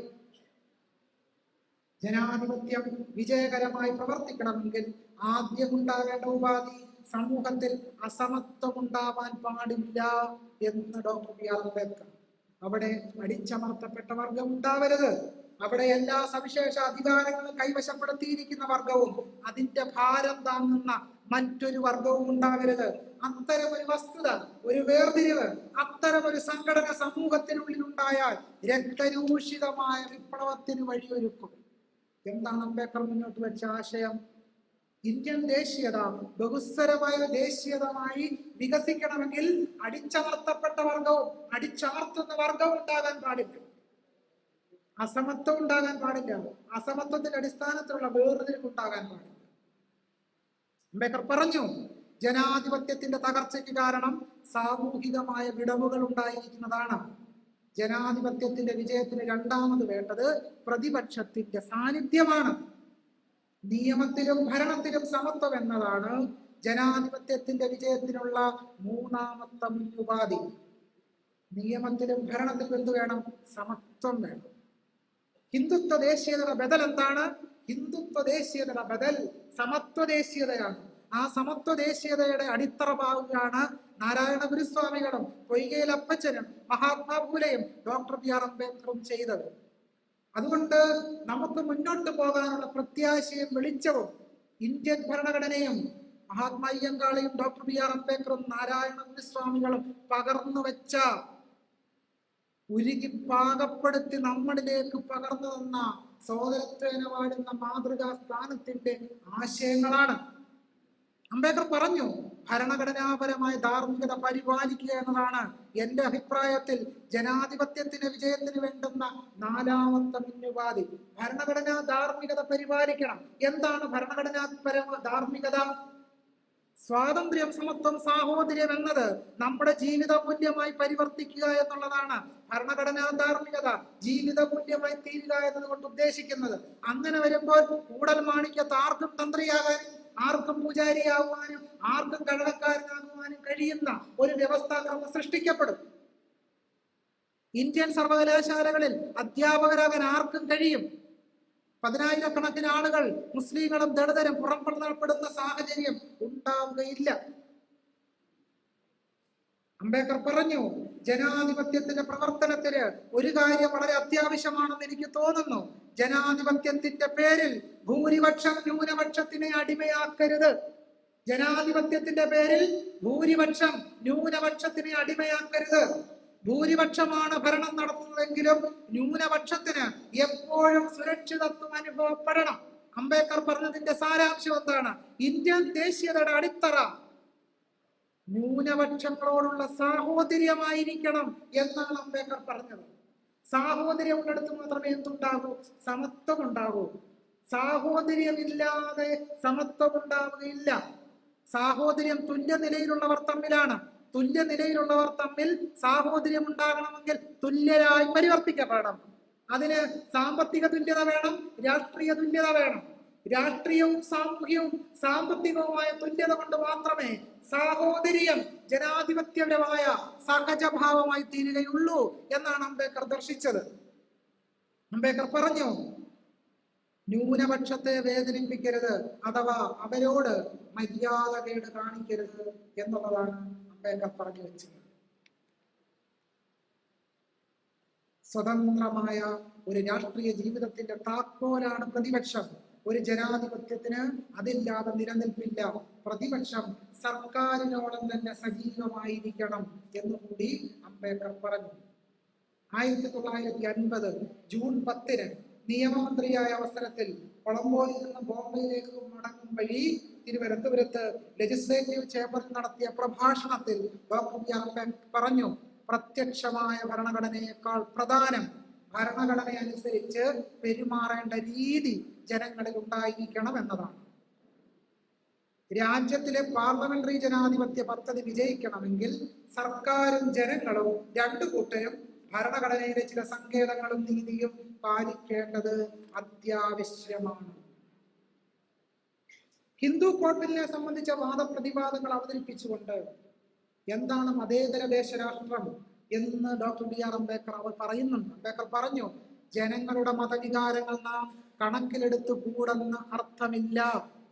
ഏതെങ്കിലും ഒരു പ്രത്യേക മതം മറ്റുള്ള ജനങ്ങളുടെ മേൽ അടിച്ചേൽപ്പിക്കാൻ പാർലമെന്റിന് അർഹതയുണ്ടായിക്കൂടെന്ന് മാത്രമാണ് ഒരു മതേതര രാഷ്ട്രം എന്നതിന് ആകെ കൂടിയുള്ള അർത്ഥം. ഒരു പ്രത്യേക മതം പാർലമെന്റ് തന്നെ എന്ത് ചെയ്യാൻ പാടില്ല? ആരെങ്കിലും അടിച്ചേൽപ്പിക്കാൻ പാടില്ല. ഭരണഘടന അംഗീകരിക്കുന്ന ഏക പരിമിതി അതാണ് എന്ന് ഹിന്ദു കോഡ് ബിൽ അവതരിപ്പിച്ചുകൊണ്ട് എന്തായിരിക്കണം ഇന്ത്യൻ ദേശീയതയുടെ ദേശരാഷ്ട്ര സങ്കല്പത്തിന്റെ അടിത്തറ എന്ന് ഡോക്ടർ ബി ആർ അംബേദ്കർ വിശദീകരിച്ചു. മതവിശ്വാസ സ്വാതന്ത്ര്യവും ആ വിശ്വാസത്തിനനുസരിച്ച് പ്രവർത്തിക്കാനുള്ള സ്വാതന്ത്ര്യവും സമൂഹത്തിന്റെ ക്രമസമാധാനങ്ങളെയും സദാചാരബോധത്തെയും മറികടക്കാൻ പാടില്ലാത്തതാണ്. ആ പരിധിവരെ മതസ്വാതന്ത്ര്യം സ്റ്റേറ്റിന്റെ നിയന്ത്രണത്തിന് വിധേയമാകുന്നു എന്നുള്ളതും ഭരണഘടനയുടെ അന്തർലീനമാണ്. മതസ്വാതന്ത്ര്യത്തെയും ഇന്ത്യൻ ഭരണഘടനയുടെ മതനിരപേക്ഷ അടിത്തറയെ സംബന്ധിച്ച് വ്യക്തമാക്കിക്കൊണ്ട് ലക്ഷ്മീകാന്ത മൈത്ര ഇങ്ങനെ നിരീക്ഷിക്കുന്നുണ്ട്. അദ്ദേഹം പറയുന്നു, ഏതെങ്കിലും വിധത്തിലുള്ള മതവിശ്വാസം പുലർത്തുന്ന ഒരാൾക്കെതിരായി മതത്തിന്റെയോ സമുദായത്തിന്റെയോ പേരിൽ എന്ത് തന്നെയായാലും രാഷ്ട്രം പക്ഷപാതമൊന്നും കാട്ടാൻ ഒരുങ്ങയില്ലെന്നാണ് മതേതര രാഷ്ട്രം എന്നതുകൊണ്ട് ഞാൻ മനസ്സിലാക്കുന്നത്. പക്ഷപാതം കാണിക്കാൻ പാടില്ല ഭരണകൂടം. നമ്മുടെ രാജ്യത്ത് എന്താണ് നടന്നുകൊണ്ടിരിക്കുന്നത്? ഈ പക്ഷപാതമാണ് നമ്മൾ കണ്ടുകൊണ്ടിരിക്കുന്നത്. രാഷ്ട്രത്തിൽ ഒരു പ്രത്യേക മതത്തിനും സർക്കാരിന്റെ രക്ഷാധികാരിത്വം ഒരു തരത്തിലും ലഭിക്കില്ലെന്ന സാരം. ഏതെങ്കിലും മതങ്ങളെ ഒഴിവാക്കിക്കൊണ്ടോ മുൻഗണന നൽകിക്കൊണ്ടോ ഒരു പ്രത്യേക മതം സ്ഥാപിക്കാനോ അതിന് രക്ഷാധികാരിയായിരിക്കാനോ അതിന് ദാനം ചെയ്യാനോ രാഷ്ട്രത്തിന് ഉദ്ദേശ്യമില്ല. ഒരു പ്രത്യേക തരത്തിലുള്ള മതത്തിൽ വിശ്വസിക്കുന്നുവെന്നത് കൊണ്ട് മാത്രം രാഷ്ട്രത്തിലെ ഒരു പൗരനോടും മുൻഗണനയോടെയുള്ള പെരുമാറ്റമോ അയാൾക്കെതിരായി ഏതെങ്കിലും തരത്തിലുള്ള വിവേചനമോ ഉണ്ടാവുകയില്ല. പക്ഷേ പൗരത്വ നിയമം എന്താണ് കാണിച്ചത്? ചില പ്രത്യേക മതത്തിലുള്ളവരെ പുറന്തള്ളുന്ന യുക്തി പൗരത്വ നിയമത്തിൽ അന്തർലീനമായിരിക്കുന്നു. മറ്റു വിധത്തിൽ പറഞ്ഞാൽ ഏതെങ്കിലും പ്രത്യേക മതാവലംബനം പരിഗണനാർഹമാവുകയില്ല. ഇതാണ് ഒരു മതേതര രാഷ്ട്രത്തിന്റെ സത്തയെന്ന് ഞാൻ കരുതുന്നു എന്ന് ലക്ഷ്മീകാന്ത മൈത്ര നിരീക്ഷിക്കുന്നു. അമർത്യാസൻ പറയുന്ന ഒരു കാര്യമുണ്ട്, ജനങ്ങൾ അനുഭവിക്കുന്ന യഥാർത്ഥ സ്വാതന്ത്ര്യങ്ങളെ വിപുലീകരിക്കുന്ന ഒരു പ്രക്രിയയാണ് വികസനം എന്ന് അമർത്യാസൻ പറയുന്നുണ്ട്. ഇന്ത്യൻ ദേശീയതയെ ഒരു മതേതര ദേശരാഷ്ട്ര സങ്കല്പമായി പരിവർത്തിപ്പിക്കുന്നതിലൂടെ മാത്രമേ ജനങ്ങൾക്ക് യഥാർത്ഥ സ്വാതന്ത്ര്യവും വികസനവും അനുഭവിക്കാൻ കഴിയൂ. അസ്വാതന്ത്ര്യത്തിന്റെ മുഖ്യ സ്രോതസ് ദാരിദ്ര്യവും മർദ്ദനവും മോശപ്പെട്ട സാമ്പത്തിക അവസരങ്ങളും സാമൂഹ്യ ദുരിതങ്ങളും പൊതുസേവന സൗകര്യങ്ങളെ അവഗണിക്കലും മർദ്ദന ഭരണകൂടവുമാണെങ്കിൽ ആ ദേശീയത മർദ്ദന ദേശീയതയാണ് എന്നും വിമോചനാത്മകമായ ദേശീയത അല്ല എന്നുമാണ് അമർത്യാസന്റെ മുൻനിർത്തി പറയാൻ കഴിയുക. അമർത്യാസൻ പറയുന്നു, പുരോഗതിയെ വിലയിരുത്തുന്നത് പ്രാഥമികമായും ജനങ്ങൾ അനുഭവിക്കുന്ന സ്വാതന്ത്ര്യങ്ങൾ വർദ്ധിക്കുന്നുവോ എന്നതിന്റെ അടിസ്ഥാനത്തിലാണ്. അങ്ങനെ മാത്രമേ നമുക്ക് അതിനെ വിലയിരുത്താൻ കഴിയുകയുള്ളൂ എന്നാണ് നാം തിരിച്ചറിയേണ്ടത്. 1924 മാർച്ച് 3-ാം തീയതി ആലുവ സംവാദ സമ്മേളനത്തിൽ നാരായണ ഗുരുസ്വാമികളുടെ നേർശിഷ്യൻ സത്യവ്രത സ്വാമികൾ പറഞ്ഞു, ലോകത്തിൽ ഇതേവരെ ഉണ്ടായിട്ടുള്ള മതങ്ങളിൽ വെച്ച് ഏറ്റവും ശ്രേഷ്ഠം ഏതെന്ന് രാമന് വേണ്ടി കൃഷ്ണൻ തീരുമാനിക്കുന്ന സമ്പ്രദായം ഉപേക്ഷിച്ച് ഭിന്ന മതങ്ങൾ പഠിച്ചറിഞ്ഞ ശേഷം രാമന് വേണ്ടി രാമനും കൃഷ്ണന് വേണ്ടി കൃഷ്ണനും തീരുമാനിക്കാനുള്ള സ്വാതന്ത്ര്യം രാമകൃഷ്ണന്മാർക്ക് നൽകണം. എന്താണ് ഇവിടെ പറയാൻ കാരണം? ജയ് ശ്രീരാം വിളിക്കാത്തതിന്റെ പേരിൽ ആളുകളെ തല്ലിക്കൊല്ലുന്ന രാജ്യമായി ഇപ്പോൾ ഇന്ത്യ മാറിയിരിക്കുന്നു. നിങ്ങൾ ചില പ്രത്യേക മാംസം കഴിക്കുന്നു എന്നുള്ളതിന്റെ പേരിൽ, മാംസം കയ്യിൽ സൂക്ഷിച്ചതിന്റെ പേരിൽ ആളുകൾ തല്ലിക്കൊല്ലപ്പെടുന്നു. ഇതെന്തൊരു ദേശീയതയാണ്?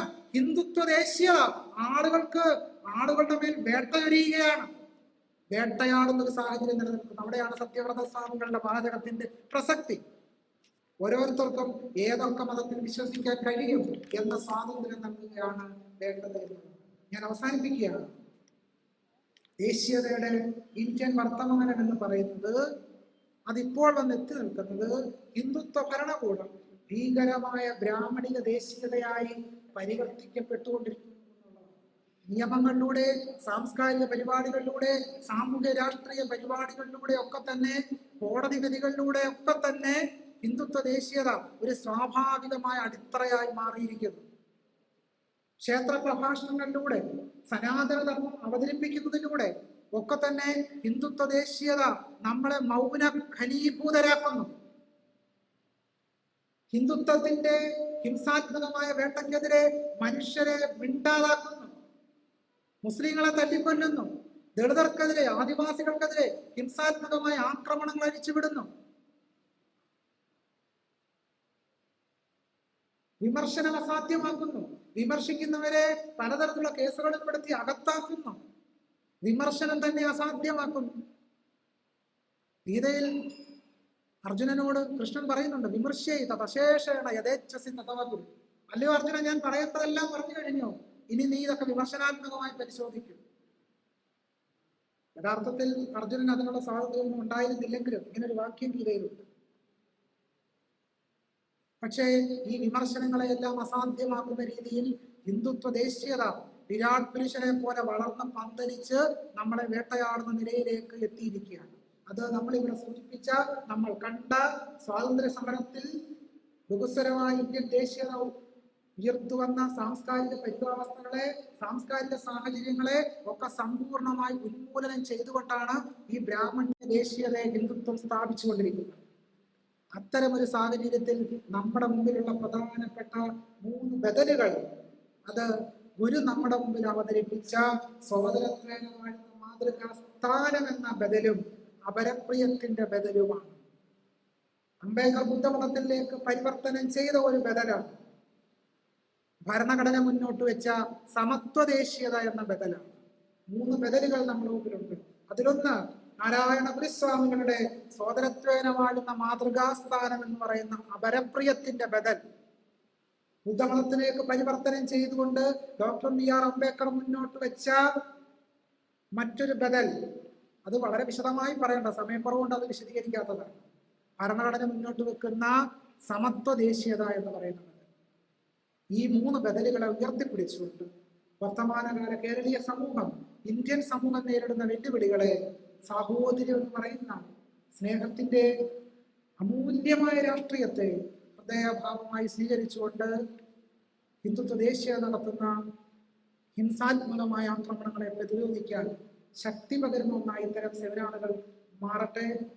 ഇത്തരം വിഷയങ്ങൾ നമ്മുടെ വീട്ടകങ്ങളിലേക്ക്, വ്യക്തിപരമായ നമ്മുടെ സഹജീവനങ്ങളിലേക്ക് പകർന്നുകൊണ്ട് സോദരത്വേന വാഴുന്ന മാതൃകാ സ്ഥാനം സൃഷ്ടിക്കാൻ നമുക്ക് കരുത്ത് ലഭിക്കട്ടെ എന്ന് പ്രത്യേകമായി ആശംസിച്ചുകൊണ്ടും വളരെ സുദീർഘമായി സംസാരിക്കുന്നതിന് എന്നെ അനുവദിച്ചതിനും അത് വളരെ സഹിഷ്ണുതയോടുകൂടി കേട്ടുകൊണ്ടിരുന്നതിനും ഞാൻ നിങ്ങളോട് എല്ലാവരോടും കടപ്പെട്ടിരിക്കുന്നു.